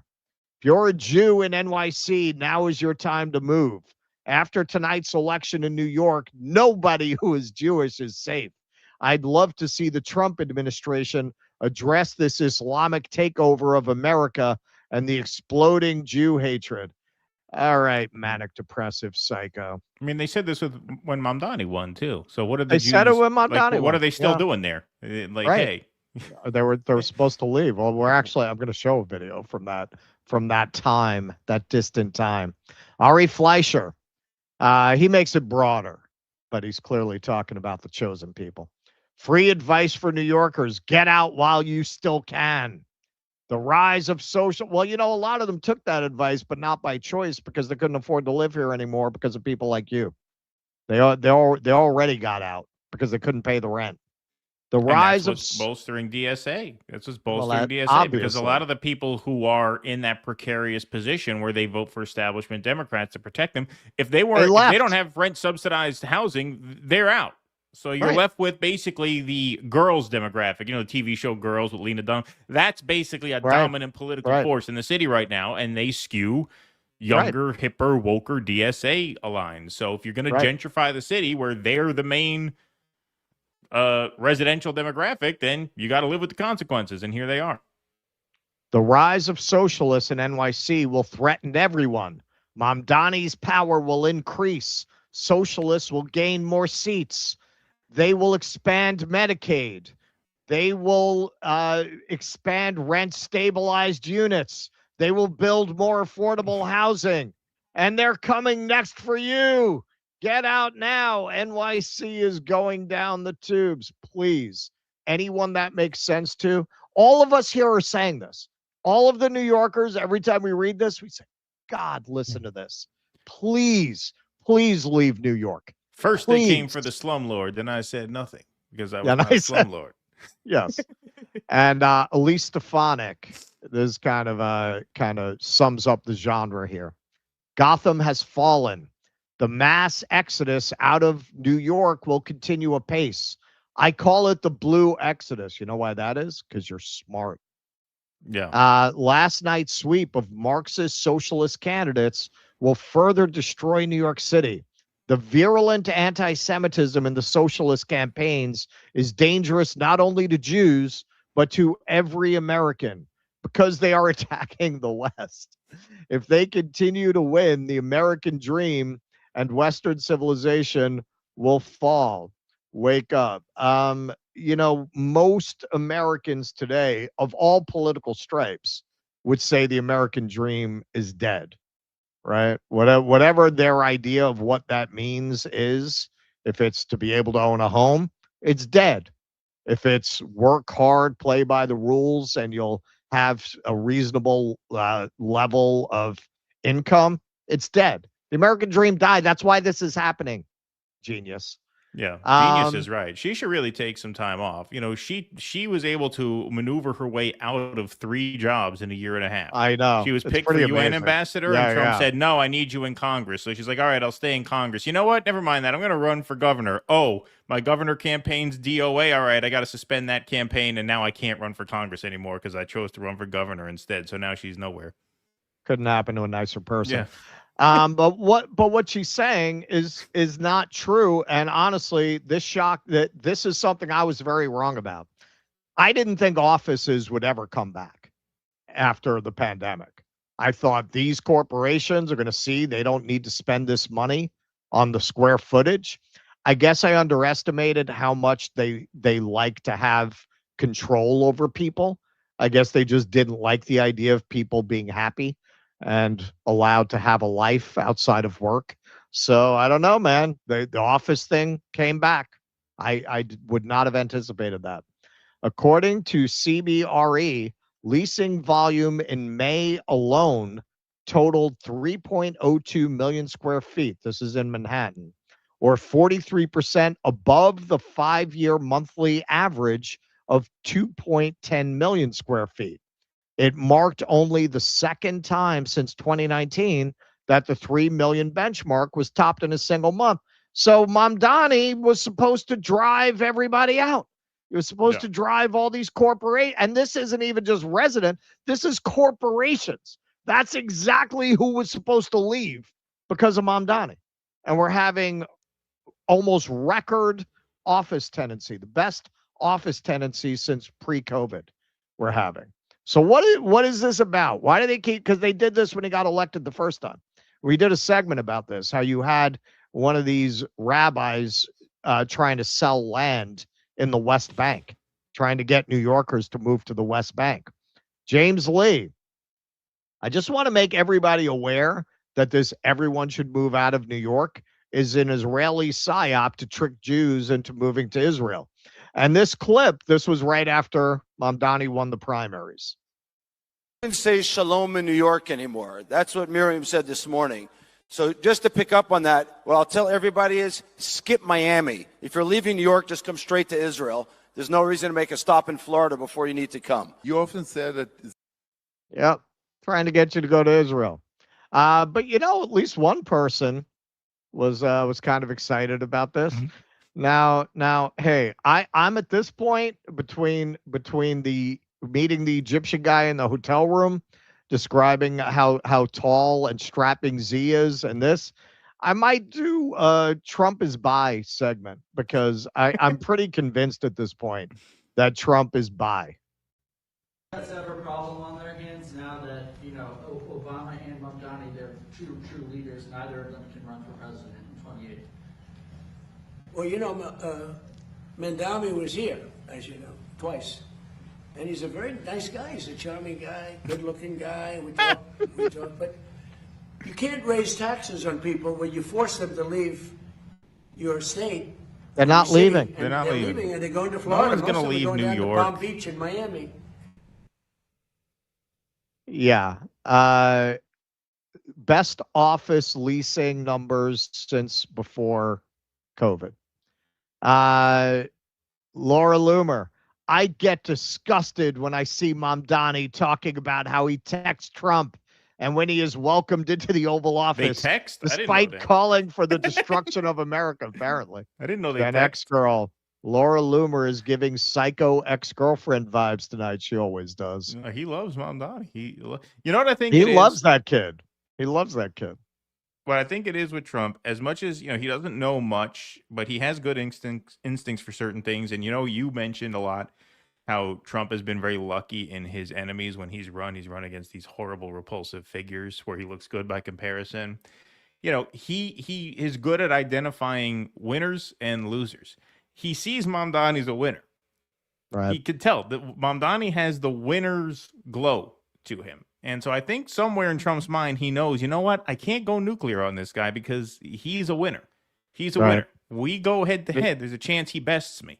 I think that's a lot of it. I think that's why he holds his fire there, because he senses this guy's got the juice. My theory is he wants to roll around covered in oil in a bed with him. That's my theory. Raphael Shumanov. Could be both. Could be both. I can't believe the people of New York City just told Dan Goldman he was no longer welcome in Congress. First coffee, now this. The hate must stop. Dan Goldman should try to get a job at that coffee shop now. He needs one. You know, I had a whole segment prepared for that. I never got to it because my segment with Blakely was running too long yesterday. I had that whole thing with freaking now Dershowitz is threatening a lawsuit, all this. Okay, so this was pretty remarkable. You know, it's funny, like Joe is secure enough in his social status that once in a while he cuts the AIPAC strings. So this was one of the most remarkable cases of that from him. I just, you know, hearing a lot of people talking about the anti-Semitism in New York City, and last night proved the anti-Semitism in New York City, and this is Mamdani's fault, this is so-and-so's fault, this left. No, it's not. It's really not. If you want to blame anybody for what happened last night. My opinion, if you want to blame anybody, Jonathan, I think you have to blame Benjamin Netanyahu. 4 years of maximalist aims, 4 years of ahistoric goals in the Middle East that anybody, from Dr. Brzezinski to even me, could have told anybody over the past 20 years.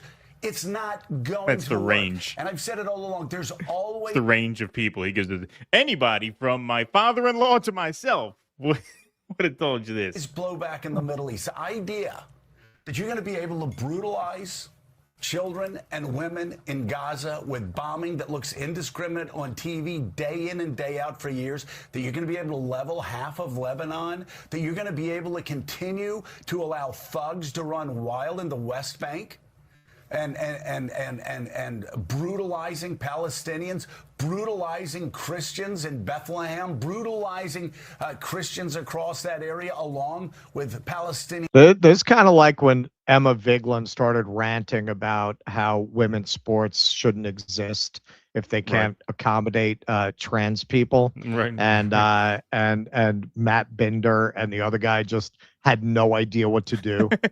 Yeah, right. Yeah.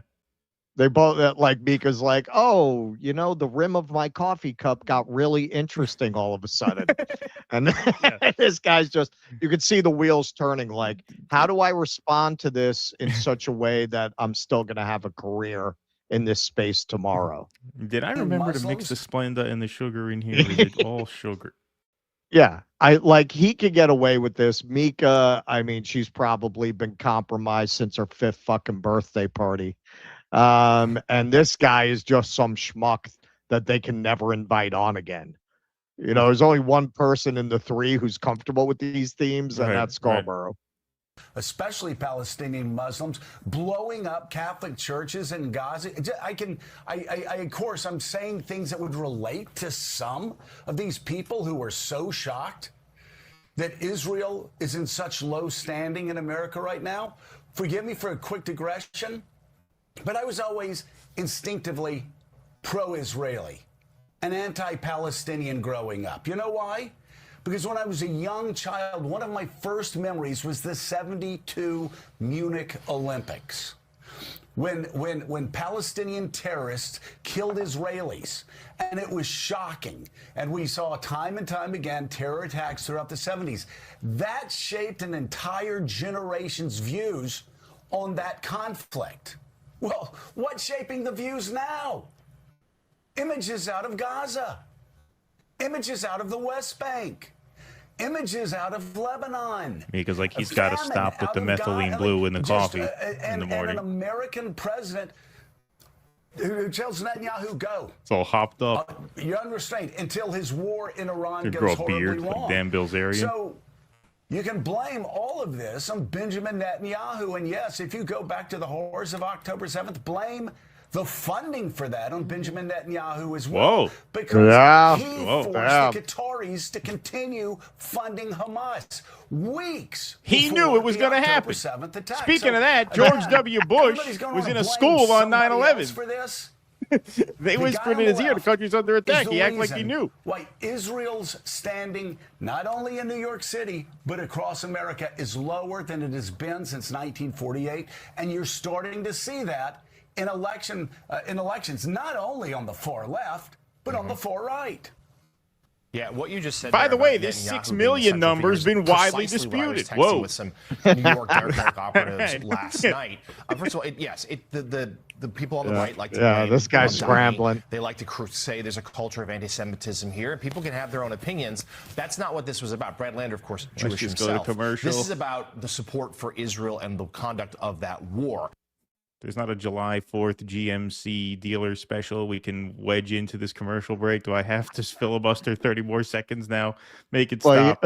Well, he decided, okay, Joe's the one who gives me this job, so I guess I'll just roll with that. Kim Iverson kind of backing up this point. So one Jew beat another Jew in NYC, but because the winning Jew is against genocide, people are panicking that this election proves anti-Semitism is thriving in America and a genocide is coming for Jews. Is that right? Yeah, pretty much. And from Babylon Bibi, Male candidate blames sexism after losing to male candidate. Yeah, that's about the size of it. Yeah, Scarborough did that with whatever ghoul they pulled out of the crypt to be their spokesperson for a while. You know, it never works, so these spokespeople don't last long. If you know Israelis, they blame the spokespeople rather than the product they're trying to sell being completely unappealing. So they rotate through a lot of them. But he had the one on there that he screamed at after the World Kitchen the World Central victims, Kitchen, World Central Kitchen, when they killed the 7 Europeans. That made Joe go off. That's the last time I've seen him do that.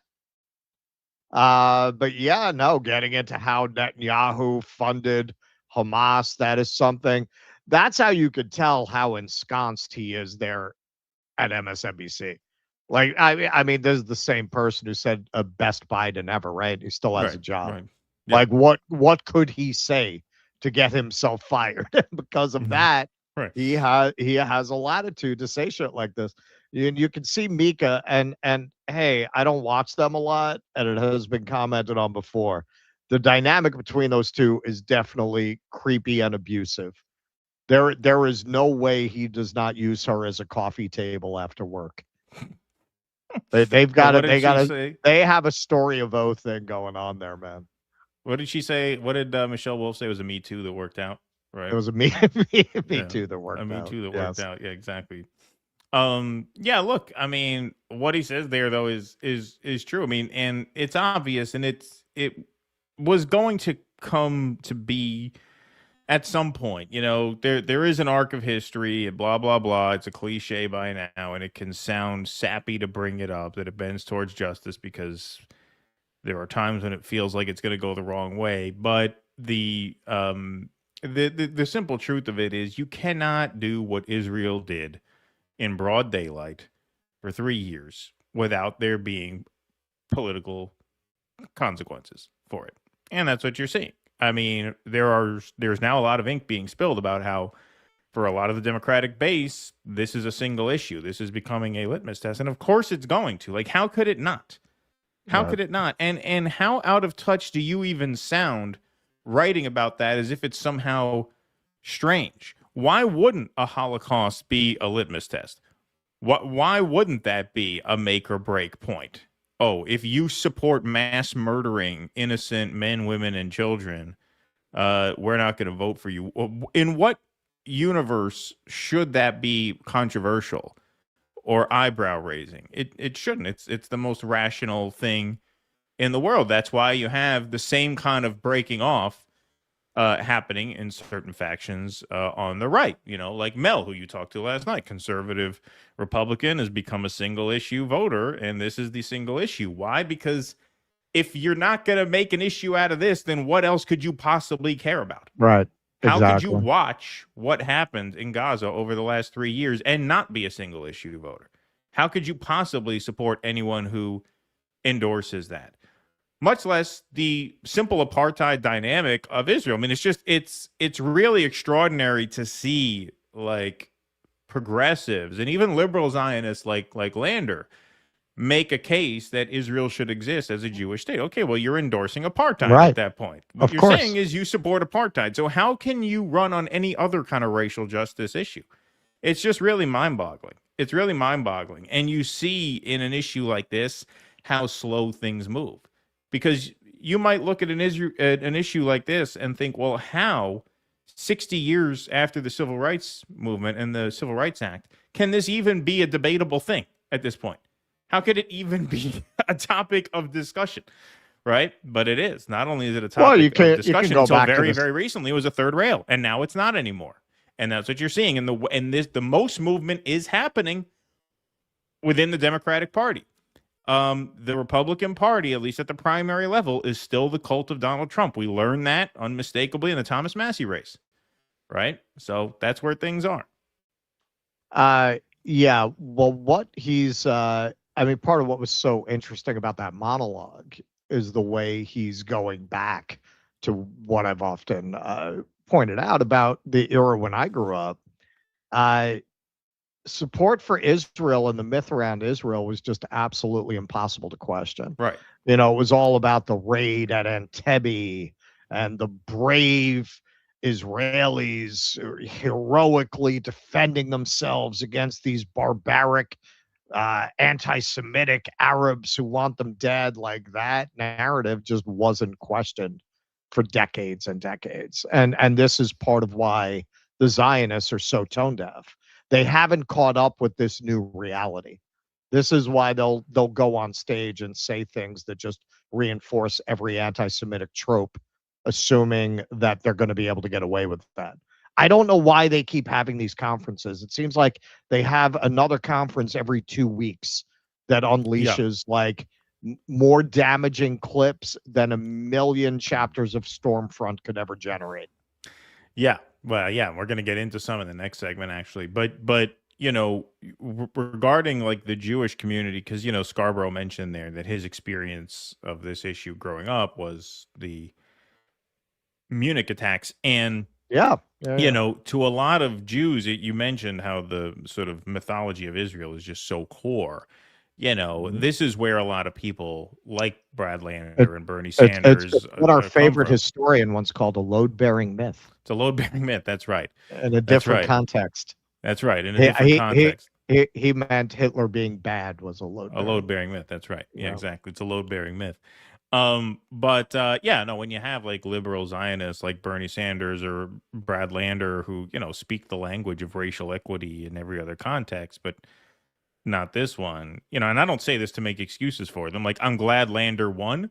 I would be happy to support someone to his left on Israel in 2 years. If such candidate emerges, then he should be primaried and swapped out for a one-state person. But anyway, so this is not an excuse. So just to maybe explain it a little bit, you know, I thought of this as a comparison. It's like if you were born and raised in a Catholic family and you've been going to church every Sunday your entire life, and then the story breaks about how there's this widespread epidemic of priests molesting children.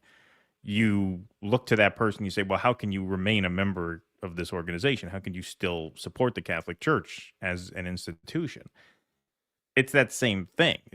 That's what they know. That's what they were born. That is a custom that they've been practicing their entire life.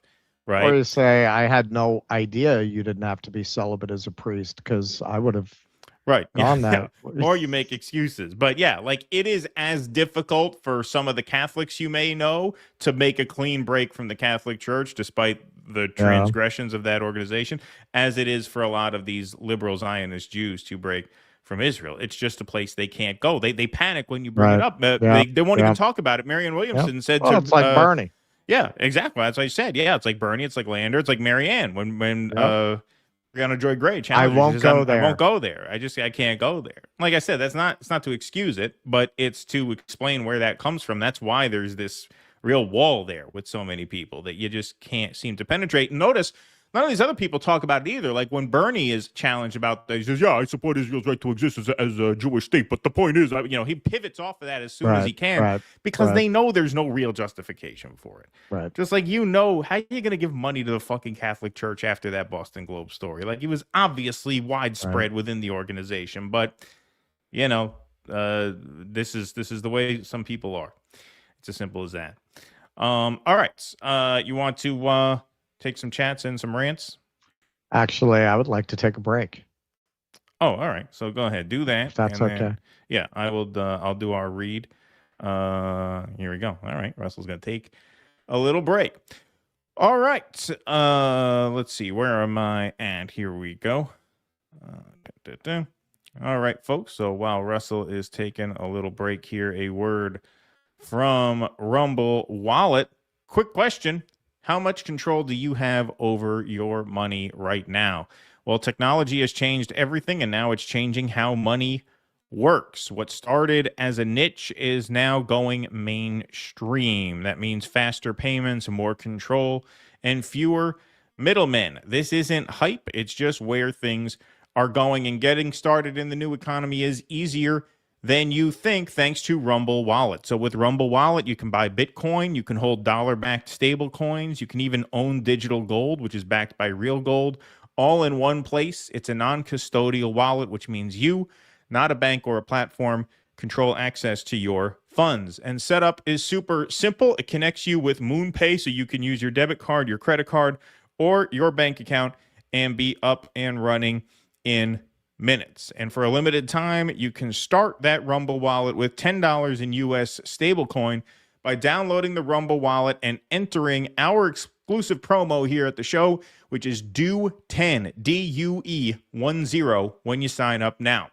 You can also use that Rumble wallet to support your favorite creators like us directly here. The platform takes 0 fees when you do, so it's a great, efficient way to support the creator economy here on Rumble's free speech platform. So you can get started now by scanning the QR code. You can click the link in the description, or you can go to wallet.rumble.com/DD and download the Rumble wallet.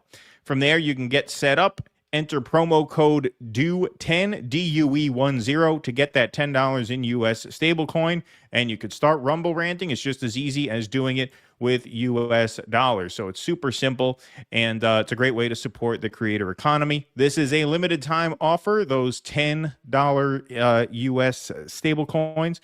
So act now, scan that QR code, take control of your money, and get started with the Rumble wallet today. Okay. Here we go. Now All I right. can. Now you can. All right. Good timing. Coordinated that very well. All right. Let's, you want to take some rants? Yeah, hang on. It's in the banners, right? It's in banners, yeah. Why am I not seeing it? It's under plugs, the subsection. That's why I didn't have it open. All right. All right. Mobile Vulgus. Due Dissident says goodbye APAC. Hello J Street. Yeah, that's right. That's what we're saying. That's exactly what we're saying. George. Thanks for the UA. You see, that's how they're gonna get you. That's how they're gonna get you to get paid by the day straight up. Thanks for the UAW story. Looking forward to your someday soon offering union-made merch in the DD online store. You know what kind of union-made merch we're going to offer? Ourselves. Yeah. Ourselves. One night only, baby. Comrade Cranky, I thought you had to be pro-Ukraine and be pro-Israel to be a Democratic progressive. Well, it's very nice. That's changing. That seems to be changing. Gray Ghost Infinite, what's going on with my boys and in some cases gals? Salute to you both. Love the show. Haven't missed a single one since the 10K sub days. Really? You sat through a lot of dreck, my friend. That is dedication. You waded through a lot of shit to get to those diamonds. That's right. Eric Rousseau, no country has the right to exist. Democrats are authoritarian fascists, just like Trump. Yeah, well, people who run things over there. Eric Rousseau, socialists aren't Democrats. Don't make me support them more. Sounds like a winning selling point to me. I mean, look, it's funny. We didn't get too into it, but Blakely, when we were talking yesterday, talked about leaving the DSA, but didn't remember exactly why. Would have been kind of interesting to know why. Now, look, this charge of the DSA being very white, yeah, I mean, I always say whenever I've seen DSA stuff, it's like the Million White Kid March. I would hope that now with growing influence, they're going to get growing membership that will expand beyond that. Because yes, frankly, I think it takes a bunch of overeducated white kids to tell people not to clap. I don't think you'd ever get that with a broader coalition. Right. Yeah, exactly. So hopefully that changes over there. Professor Brown note, Greenspan died. Oh no, he was only 100. He was just a kid. Just a kid. Why do angels like him and Kissinger have to leave us so early? You notice that? The worst fucking people on earth live forever. And Kissinger was a fat fuck too. Like he was a fat fuck. It wasn't like he was healthy. Yeah, he was a fucking fat piece of shit. And, what was he, like 102 or something when he died? Old, yeah. Eric Rousseau, peasants thinking, oh no, the socialists want to tax the elites and have health care and free buses. Yep. Eric Rousseau, Democrats hate class politics. It threatens their power. Well, it threatens their donors. Right. Threatens their donors. Threatens the people who write the checks. Raven Laz, James Carville. Not only do they hate Democrats, they don't want to stick a cayenne pepper up their ass. I mean, be Democrats and not want to start David paint the cayenne pepper up your ass. Yep. Shady Deals. I suggested 2112 years ago, and y'all said no. I see how it is. Yeah, because we already had 1999. That's going to be a special edition. Yeah, it's a special edition. Plus, 2112 is not necessarily all that identifiable as much as 1999. That was why I didn't go with it. Oh, and also because that drop, the most identifiable drop is the "We are the priests of the Temple of Syrinx." It's a little long. Right. By the way, speaking of 1999, we're there.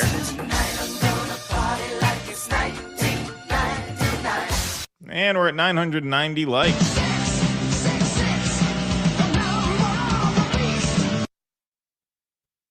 All right.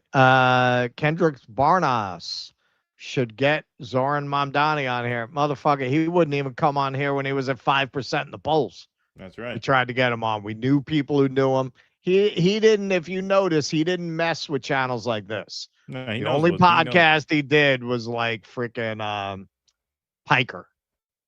Yeah. Like you only saw him on really big ones. Yeah, see, he knows what he's doing.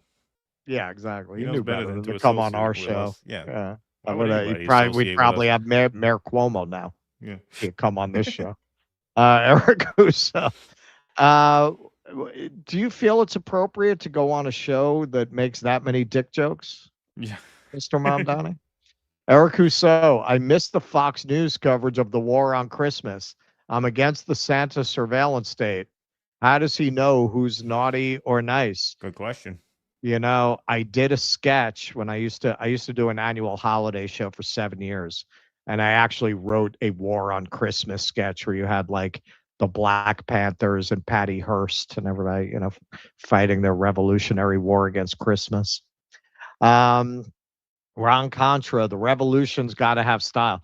That's when you first started to have like woke people who would bother you about what you put on stage. Because I had people who complained that I had people getting shot on stage. And then Jesus resurrected them all at the end. Ugly old broad says stuff. Lizzie, the glove was off.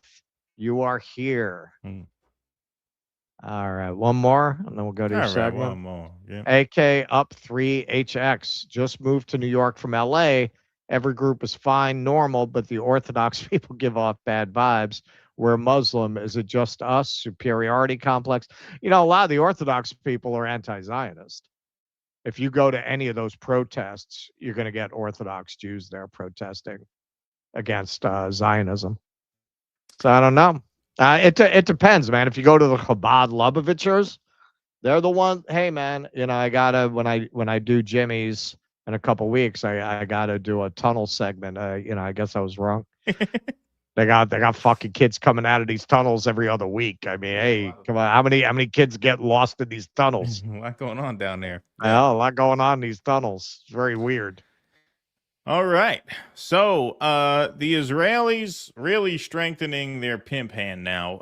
Now that there's this ceasefire and now that there's this MOU signed, they are really pushing hard to sabotage this peace deal and make sure that nothing lasting emerges. And it is really stunning to see just what these people will say into a microphone. So here is former Hamas and Israeli intelligence member Mossab Hassan Youssef. See, that's a guy who never talks out of two sides of his mouth. Former Hamas and Israeli intelligence member. It's a trustworthy person there to bring up on stage at the Jewish News Syndicate. Threatens to destroy America with secret advanced weapons that Israel has kept hidden. He says Israel is just playing around for now. And this is his clear message to America. If they keep pushing Israel into a corner, they will suffer most. Let's see. Israel's existence is not negotiable, and it does not depend on superpowers or the public opinion. And if they keep pushing Israel to the corner, they are the ones who are going to suffer the most. Israel has not used... Okay, now who is he talking about there? He's not talking about Iran. Iran is not a superpower. He's clearly addressing that to the United States. It is clearly a threat against the United States, right? We're not dependent on a superpower, and if you keep pushing us into a corner, meaning forcing us to act in accordance with your memorandum of understanding here, then you're going to suffer the most. Just start that again.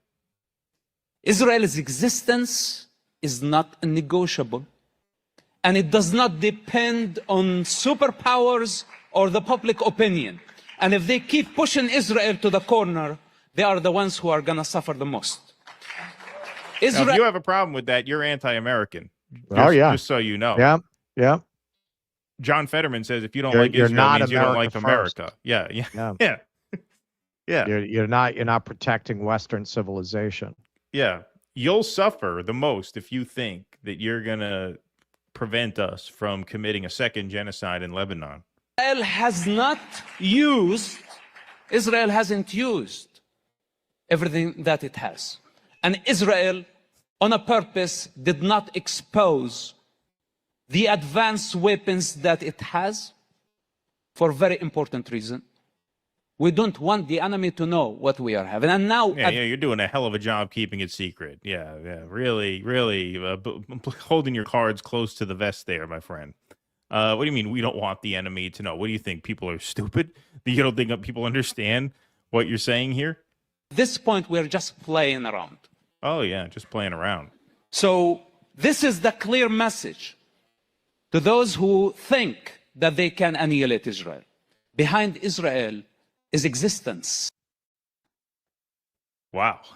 Look at this fucking guy over here. Just to remind you who he is, you can just feel the evil radiating from this guy. The sad reality is that most Israelis are like this. So this is from years ago, making similar kinds of threats against his greatest allies, quote unquote. The Iranian nuclear program is going to be destroyed. And anyone who gets in the way, it doesn't matter where they are, even if they are politicians in the West, they are going to fall because we cannot afford. Hold on. Did you hear what he just said? He threatened politicians in the West that if they don't agree with Israel's war against Iran, that they're going to fall. And remember, he's an Israeli agent. Are you saying Israel will murder politicians in the West or get rid of them politically through bribery or whatever else? What do you mean the politicians in the West will fall if they don't agree to back Israel's war against Iran? Yeah, we will not vote for them anymore. That's well, you don't vote for them Look now. at the smile. Look at the smile he gives after he says that. Like he knows. Yeah. He knows he's giving you a lot of bullshit. War against Iran. Look at this. Yeah, we will not vote for them anymore. Look at the smile. Even it's too ridiculous for him. Well, you don't vote for them now. You're not in our country. Shit-eating grin. What do you mean the politicians will fall? We live in democracy, and we have the right to bring them up and to bring them down. Those who agree with Ayatollah, we don't want them in office. And all the sympathizers with terrorists like yourself, we don't want them even to be in our country. Are we sure this isn't like a Sacha Baron Cohen movie that's about to come out?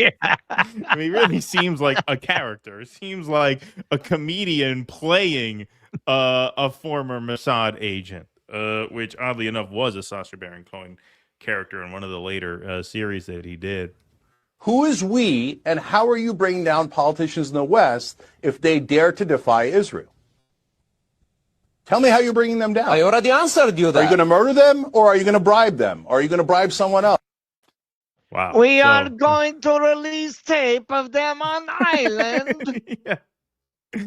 Oh, yeah. What a character, this guy. How stupid I love this cow people tweet.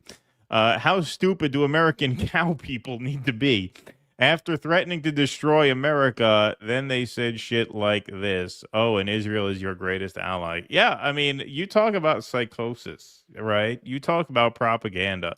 Just to look at this guy and say, no, that's an ally. That's someone with your best interest at heart as an American. Just extraordinary. But same conference, Here's Israeli Diaspora Affairs Minister Amichai Shikli. See, he went all in with the Star Wars shit. Says Jewish security forces in Canada, Australia, and elsewhere should be allowed to carry guns all over the place in response to rising threats. With the security forces of the Jewish community, they're not allowed to carry weapons in Canada. We also, back in Michigan, what is the meaning of armed security? That can prevent horrific incidents. So this is very, very important. By the way, in Bondi Beach, you have in Australia, they can carry weapons, but only in the institutions. But since the event was on the beach, so they were unarmed. So weapons, carrying weapons is very important, that the security forces of the community will be armed. It can save lives. Because if they had guns in Bondi Beach, it wouldn't take 12 endless minutes of massacre to do something. Okay? So with Canada, it was clear that it's about to happen, and I hope that Carney and his government will do something. That's about to happen. Wow. Okay, so look, I mean, you want to say, this is a separate point, obviously. It's a non sequitur.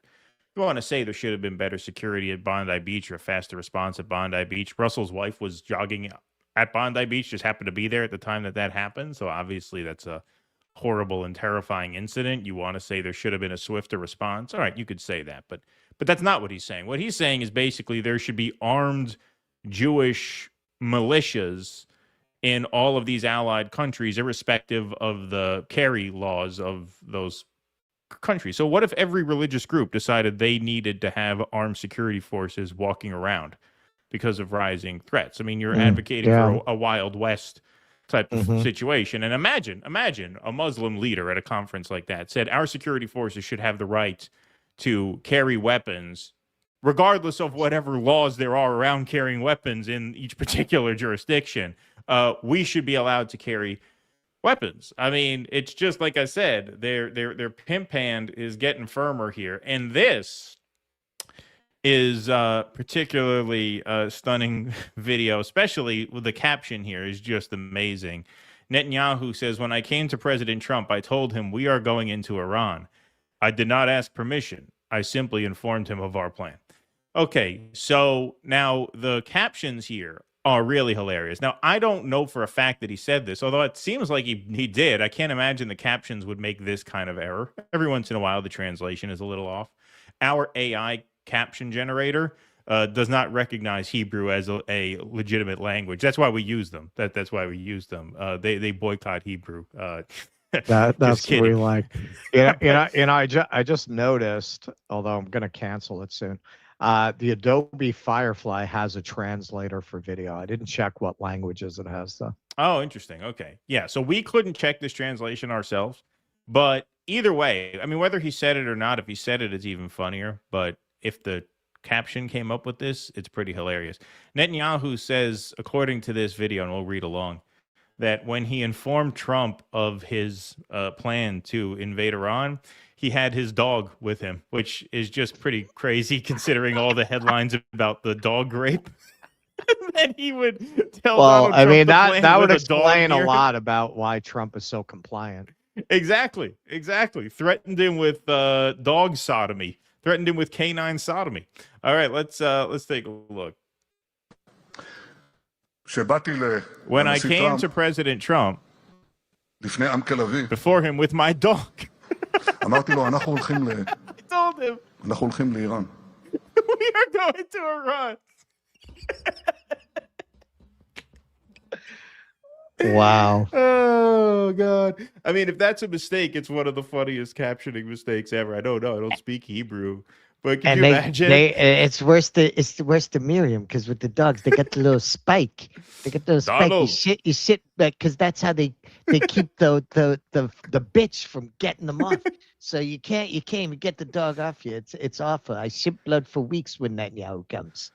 Donald, you see the balls on this dog. You know, Donald, we don't neuter our dogs here in Israel. We like to keep our dogs vital and energetic and eager. You see, this dog, you know, what's the difference between a dog and a horse? Well, in Israel, there are none. You should rip up that memorandum, my friend. We're going. Just so you know, he was petting his dog. We're going into Iran, Donald. I wanted to tell you our plan with the fucking dog on the Zoom call there, just looking into the screen, wide-eyed, not blinking. Just frothing, foaming at the mouth dog next to him while he's telling Trump his war plans. See, this is why they say the Israeli intelligence services are the best in the world. I mean, this is why no one fucks with them. That is fucking great. That is hilarious. When I came to President Trump, before him with my dog, I told him we are going into Iran because I am not waiting. Okay, in all seriousness, do we think this is the translation, or did he really come with a dog? I mean, I think that's what he said. I mean, it seems like an odd error for the translation to make. I mean, that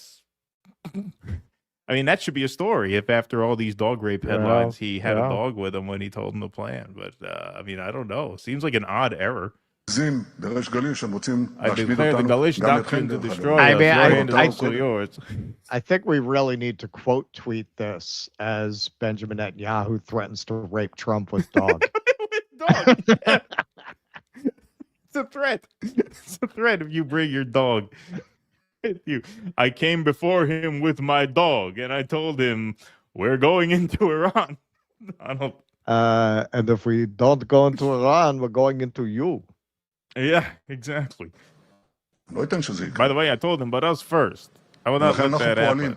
Therefore, we are acting. I did not ask for permission. I simply thanked him for our plan. I was happy.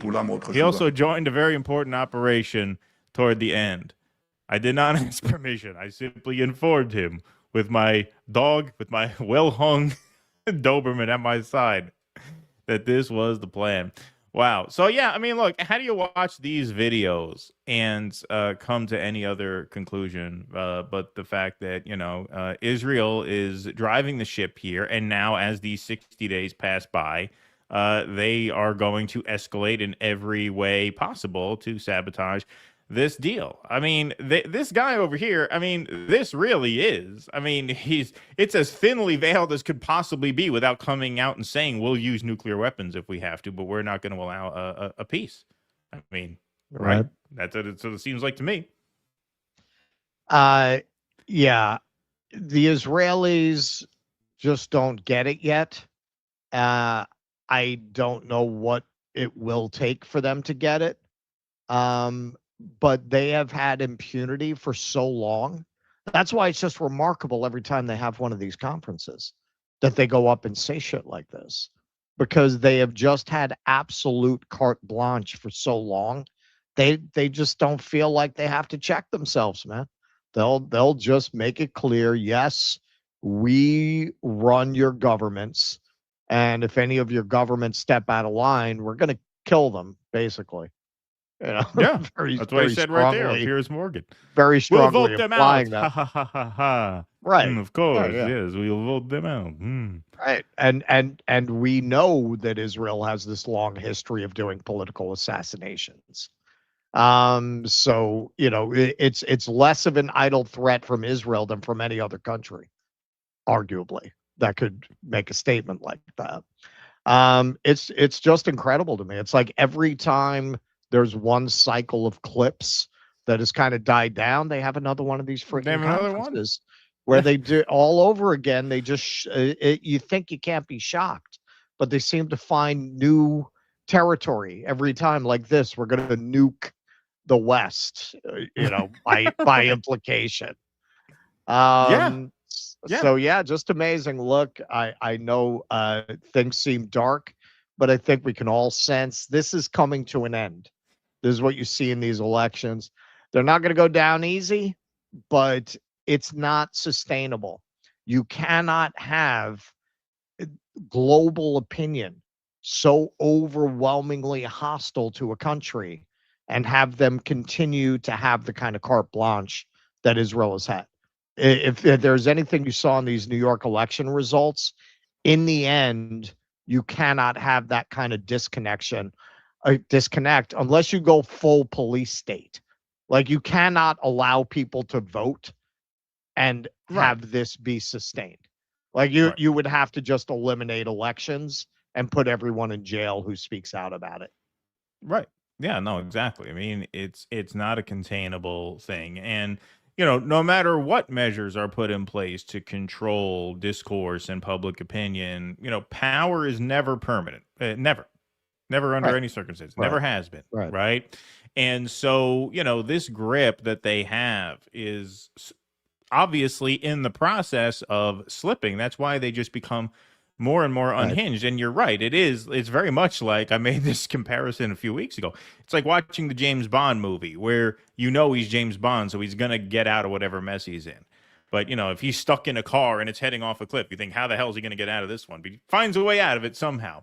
You think, how are the Israelis going to get any crazier than they are this week? Well, there's always next week, and they'll figure out something. They'll figure out something. And this fucking conference, I mean, this just was a gift that kept on giving. I mean, one after the other after the other. But, you know, if your state is hell-bent on becoming the next superpower in the world, which, of course, they are, and there's no moderating past the point of committing a genocide, you've already gone all in on just dominating by force. And, of course, the only direction you can go in is one of greater and greater insanity. And that is the path that they've chosen. Yep. All right. What do we got? My turn to read the chats, right? Yep. Okay. Eric Cousseau says we should call our new populist party Goyim's United. Thank you, Eric Cousseau. Professor Brown note, I guess Larry and Barry work in a Jewish princess tradition, wishing uppity men's heads on plates like Salam, but the lap dance doesn't move DJT's salami. Ha. Funny. Old Ugly Broad says stuff. Thanks for the $5. Today is the 150th anniversary of Little Bighorn. Still enjoying the Mamdani tsunami. Crying his tears are beautiful. Well, we told you they were coming. We told you they were coming that night. Oh, yeah. And they did not disappoint. No, there's so much out there. Like, we barely even scratched the surface of the Zionist views. There was this one woman who's not particularly famous, but I should have bookmarked it. I didn't, and I lost it because I don't know who she is. So I couldn't, search for it after. But she's like, the Jewish people have taken for granted that, the society won't turn on us, and we came out and voted in such small numbers. Like, you really do see the paranoia of these people. Like, when they talk about the threat of the Holocaust in 1930s Germany, they talk about it as if that is actually current. Like, they are actually possessed by this paralyzing anxiety about the Holocaust. Dude, it's fucking insane. The ex I had that I put up with her craziness for a while because we went way back and I just kind of ignored it. She fucking rave. What do you think things were like right before 1930s Germany? Like, she really thought people really think that's what's happening right now. Yeah, that's why there's all of this sentiment against Israel. Right, because it's like right before the Holocaust. That's what we're living in. No, it's really, well, what's this? Sandberg, will you hide me? Right? She has her friend. Yeah, will you hide me? Crying. Yeah, no, they're not acting. Like, they actually believe that. Everything's a scam, everything's a lie, everything's hypocrisy, and so you don't comply. Thanks, Vianticus. The Blue Noble says, ultimatum, Israel becomes an American territory and loses its autonomy, stops attacking their neighbors, or they get cut off permanently. Thoughts? Well, I mean, it already is a de facto American territory, and, this is part of the bargain that we've made with Israel. I mean, there's people who make this a very black and white debate of, okay, who's in charge, meaning the other one is being dragged into something against their will. No, I think Israel is clearly in the driver's seat in terms of this war. I think going around them and getting this MOU signed was a good move. It was a necessary move. The question is, can we keep their hand off the wheel long enough to make a deal permanent? And I don't know that that's possible because we did enter a devil's bargain with them. You know what I mean? And to the point where, they are basically an American territory kind of now. They are our aircraft carrier in the region. That's what RFK called them, and he's right about that. As for that ultimatum, well, I mean, I think we should just cut off funding now. I mean, it's past the point of an ultimatum. I think at this point you should just say no more funding. That's it. We're out. EO Shush You're all happy that you got your commie Muslim candidates in office, but don't come crying to me when you finally get your affordable housing inside a gulag for not following Sharia law. Thank you, EO Shush. Mark Pugliese, as a U.S. what teacher? U.S. something? Teacher? U.S. teacher. I never brought up Iran without reminding students about Mossadegh. Oh, okay. All right. Cool. Good on you. Hey, I saw this guy on the Jimmy Dore show yesterday. He's pretty good. I like him. Ha. Good one.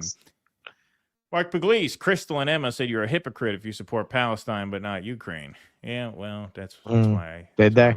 Yeah, that's why we ain't friends. That's why we're Cool not Blue. fans. Yeah. Kalshi Politics gives Abdul El Sayed an 80% chance to win Michigan U.S. Yeah, Senate I heard that, nomination, yeah. says Cool Blue.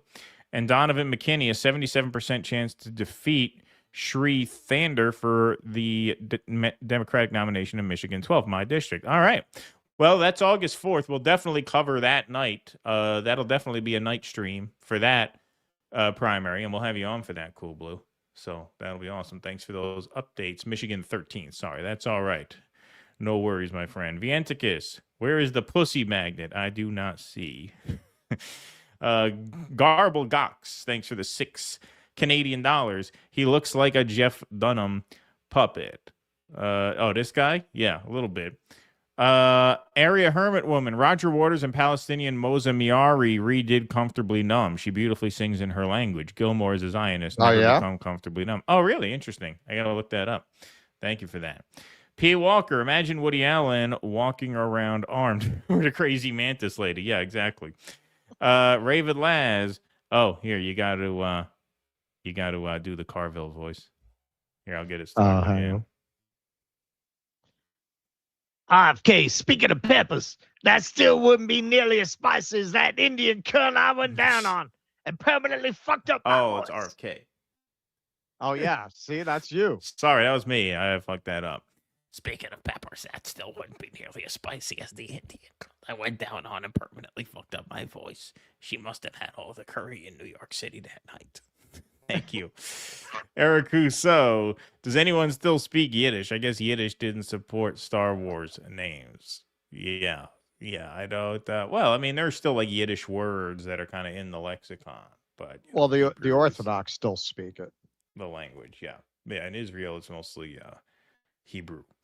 Okay, oops. What is that? There we go. Got it. Okay, there we go. I'll just clean those up so that I know where I'm going when we start next, and then we will head on to our next piece over here.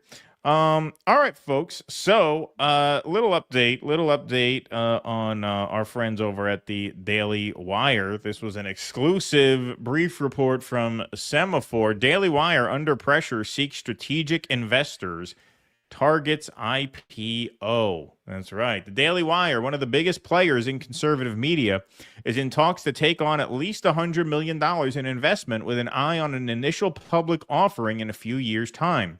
The company, which was founded by conservative podcaster Ben Shapiro in 2015, has been in talks with High Mount Capital to lead a funding round that would value the company at $750 million. Oh, really? Almost according $1 to billion documents. for the failing Daily Wire. For the failing Daily Wire. That's more than what did she get for the free press? 200 million?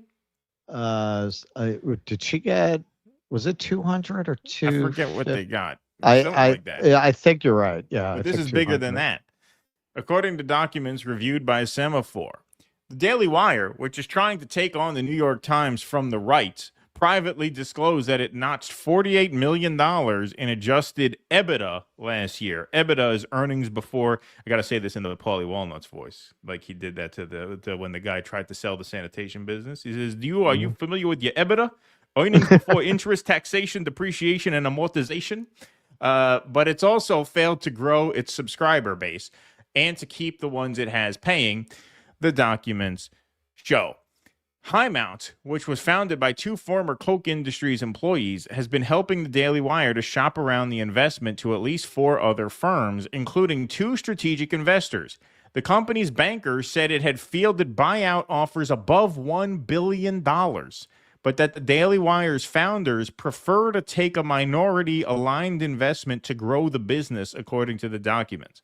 Those bankers said a $2 billion IPO could be achievable within approximately 18 months. Wow. So that was They're it going to for be that publicly. initial report. They want to be a publicly traded company. Yeah, they want to be a publicly traded company. Yep. Then they're going to have to reveal where their money comes from.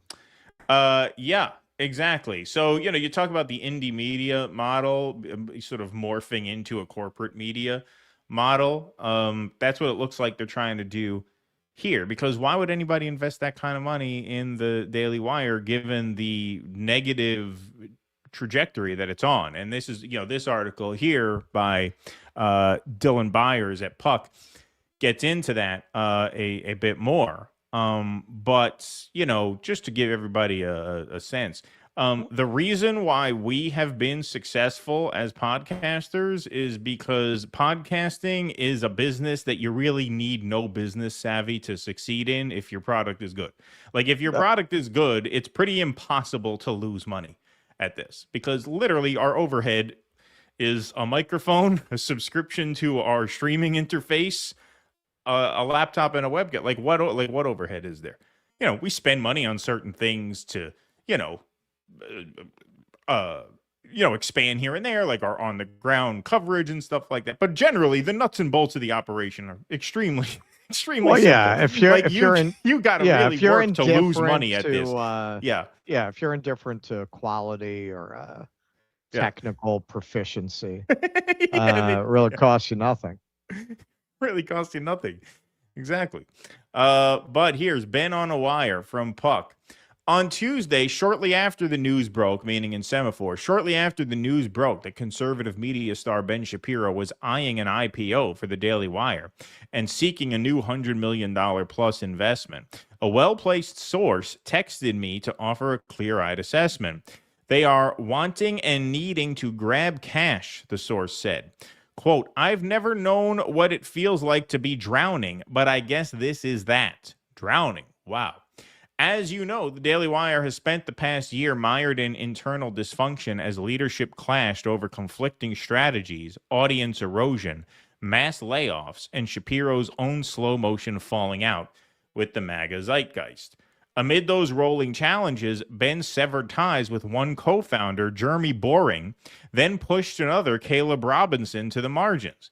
Meanwhile, he enlisted the help of a conservative-oriented S-PAC, I guess that's a super PAC, to help explore new avenues for liquidity, all while maintaining that his business remained fundamentally strong.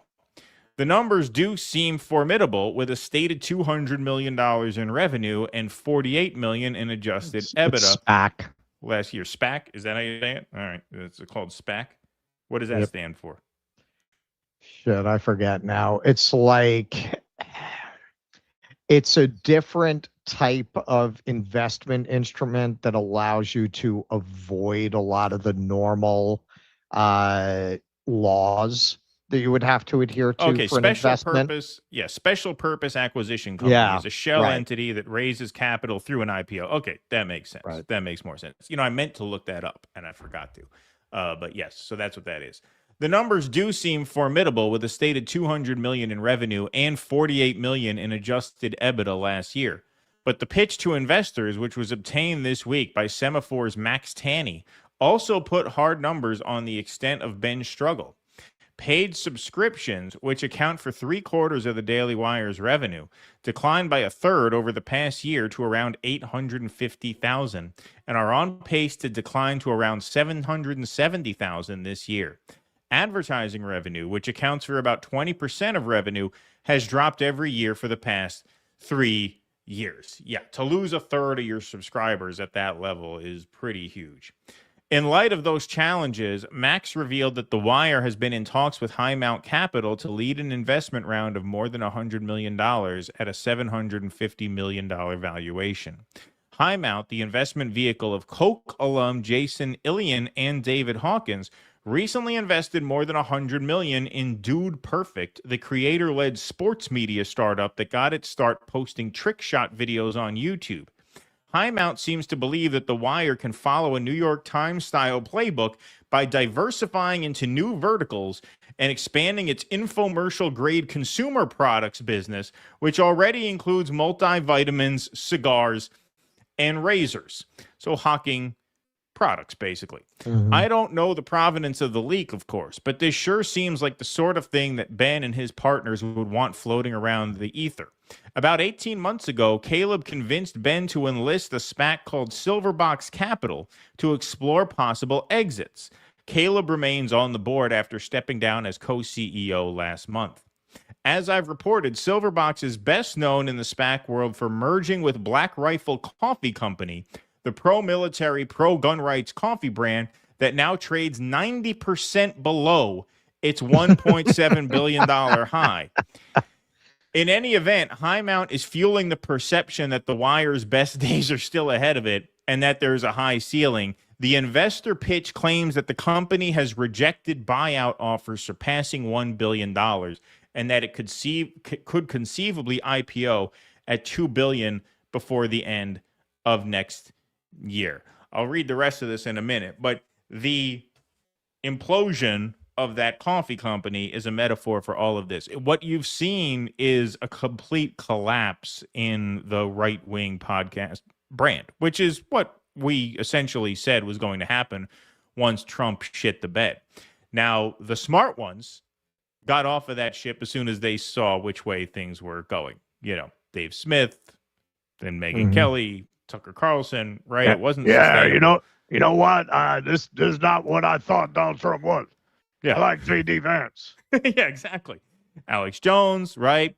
The smart ones were able to wiggle out, and some were not. And the reason the Daily Wire has not is because of really the main driver of Trump's unpopularity in the space now is because of his subservience to Israel, which is, of course, Ben Shapiro's number one issue. So they can't get out of. So they're kind of going down with the ship here. But this is a consequence of making your content your brand. You know, every project needs a brand. It's not that you can't have a brand.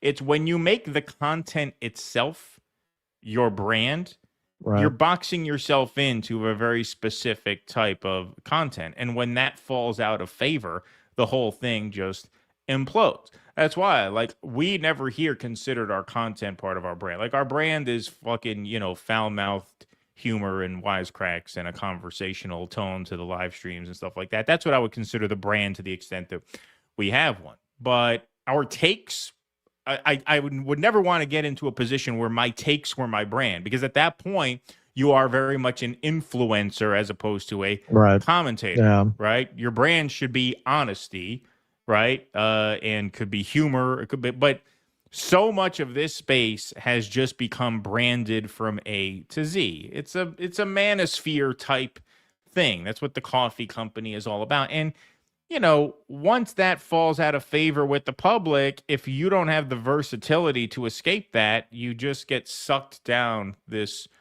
whirlpool. And that seems to be where the Daily Wire is now. Yeah.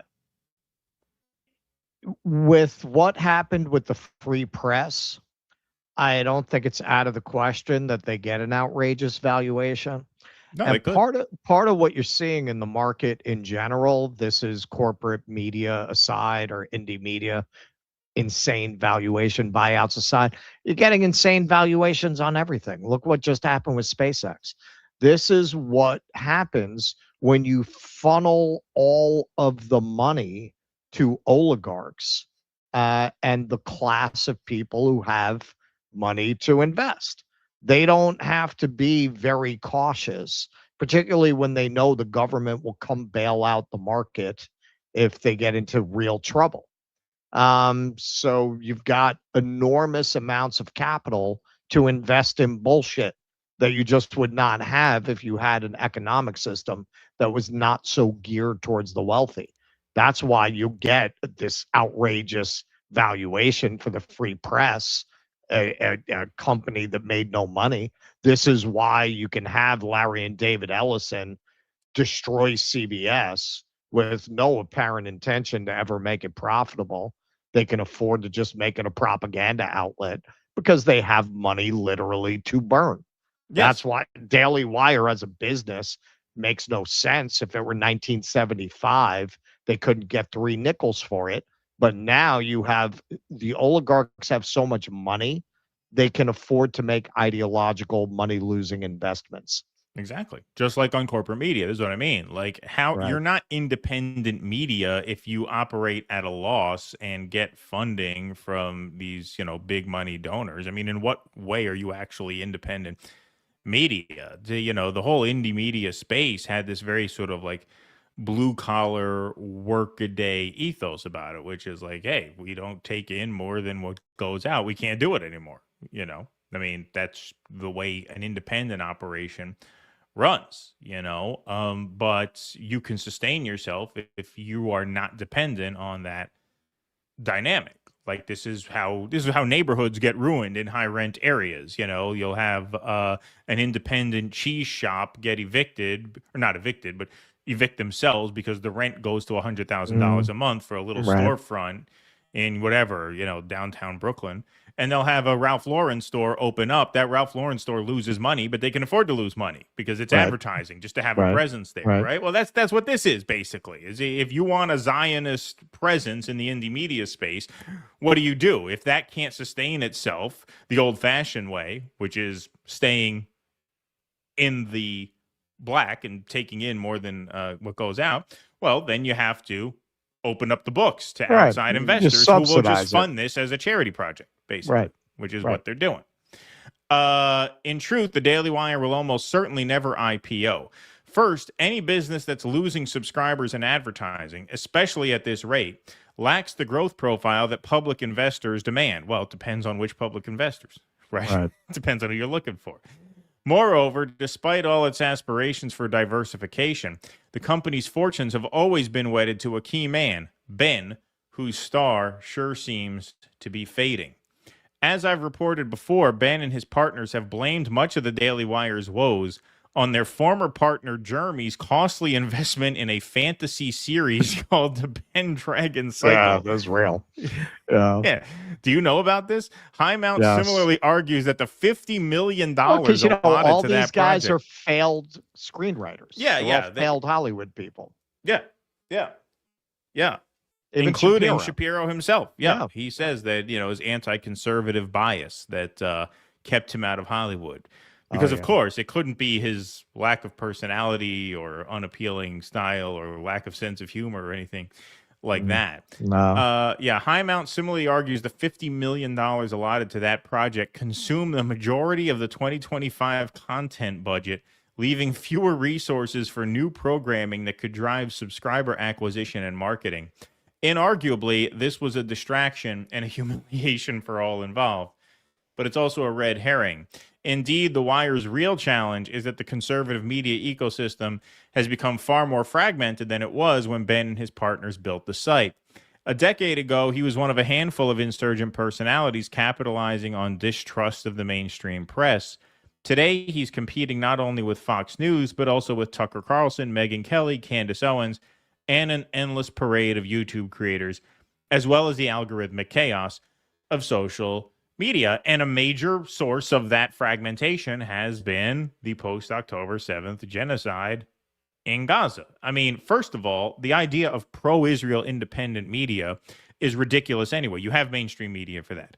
Like, if you want Hasbara talking points, you can find them just by turning on the TV. Anywhere. You don't have to Watch go to Dana the Bash. internet for that. Exactly. Just watch Dana Bash for that.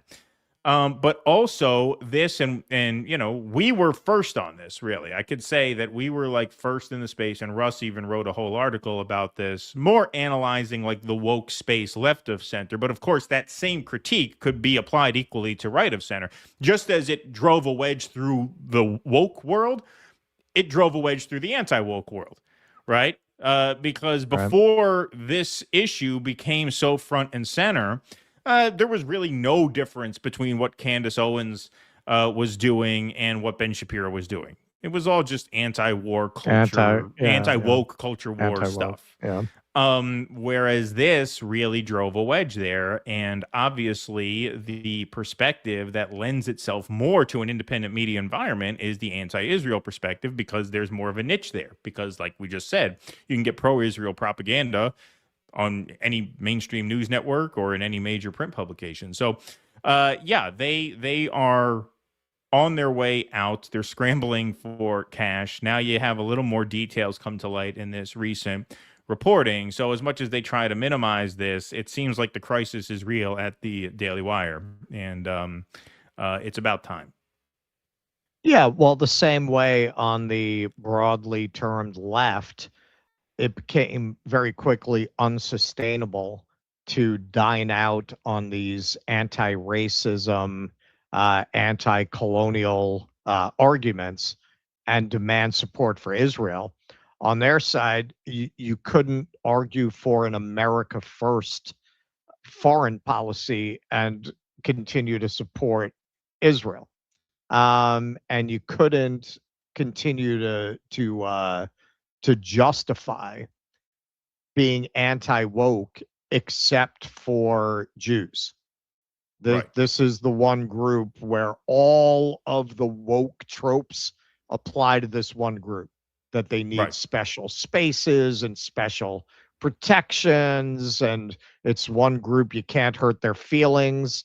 That was the equivalent on that side, and most of the natural viewers of the Daily Wire who were going there in terms of their entertainment projects, they were trying to start like an alternative to Disney children's programming, which on the face of it, look, Disney has alienated a lot of parents.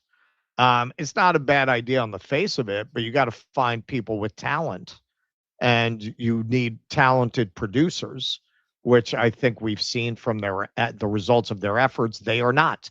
I think we understand why they all failed in Hollywood now, because they had an opening a mile wide. There was definitely an opening there to do like conservative children's programming. Oh yeah. And they couldn't pull it off, man. They couldn't pull it off.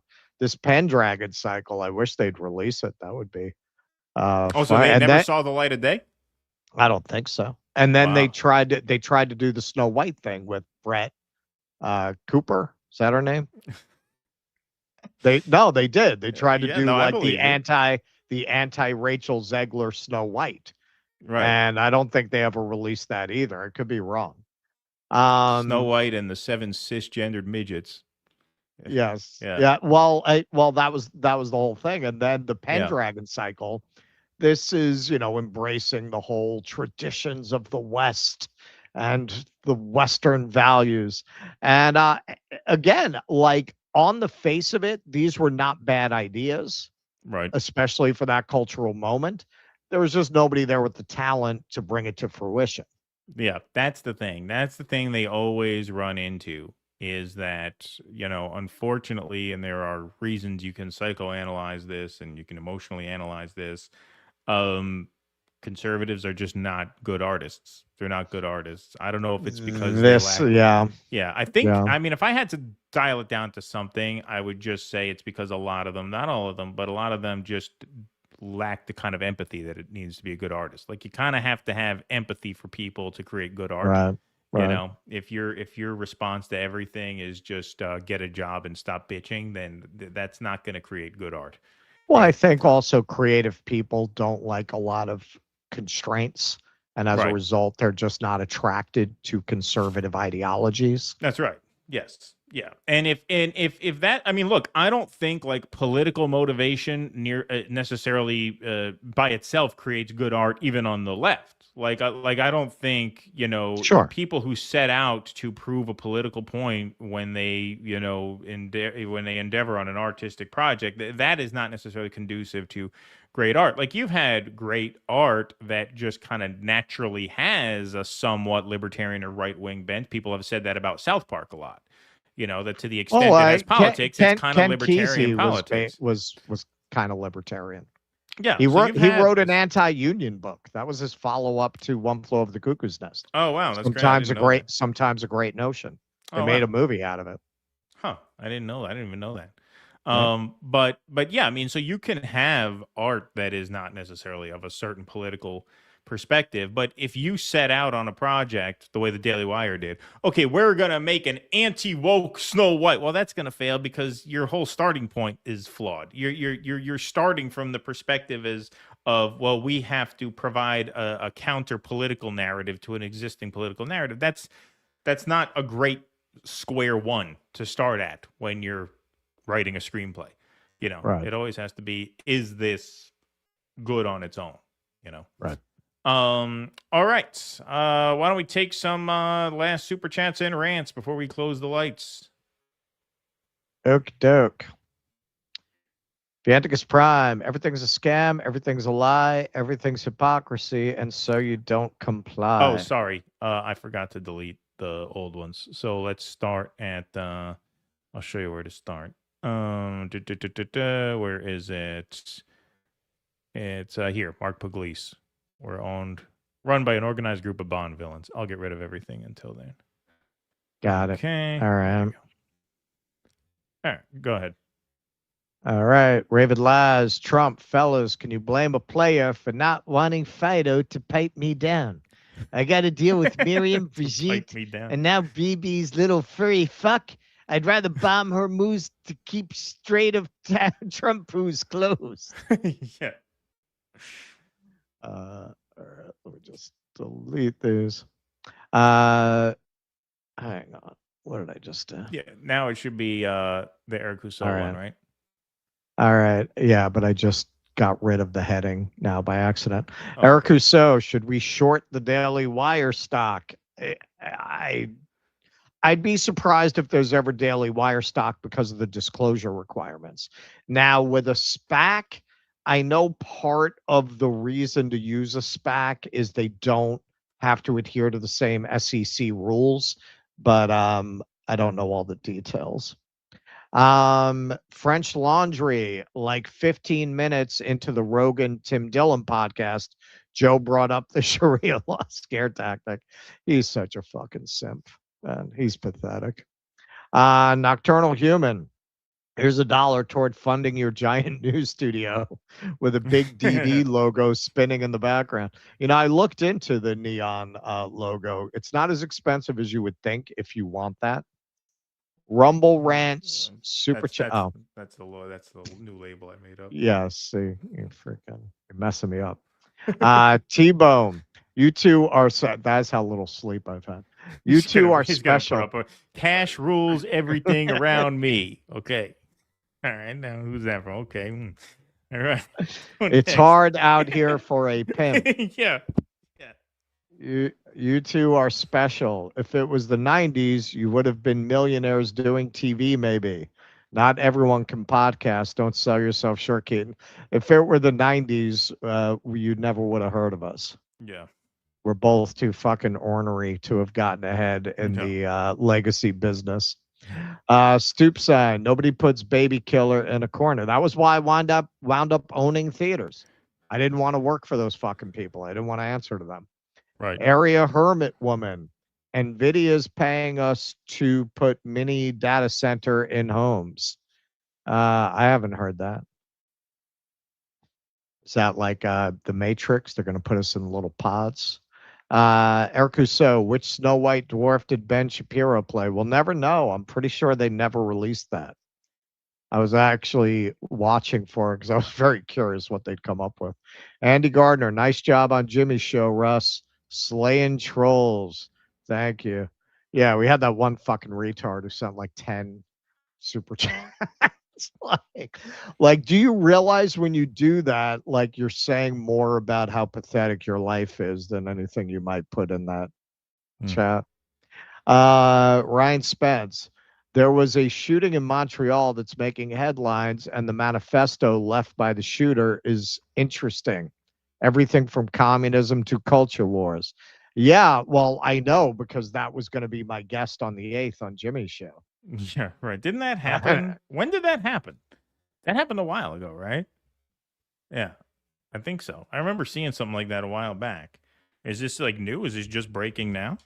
Let me see. I know the Supreme Court stuff is The Supreme Court stuff is new now, but that requires so much preparation to do Supreme Court stories, so we couldn't get to it today because it broke like an hour and a half before the show. Yeah, I think that happened a little while back.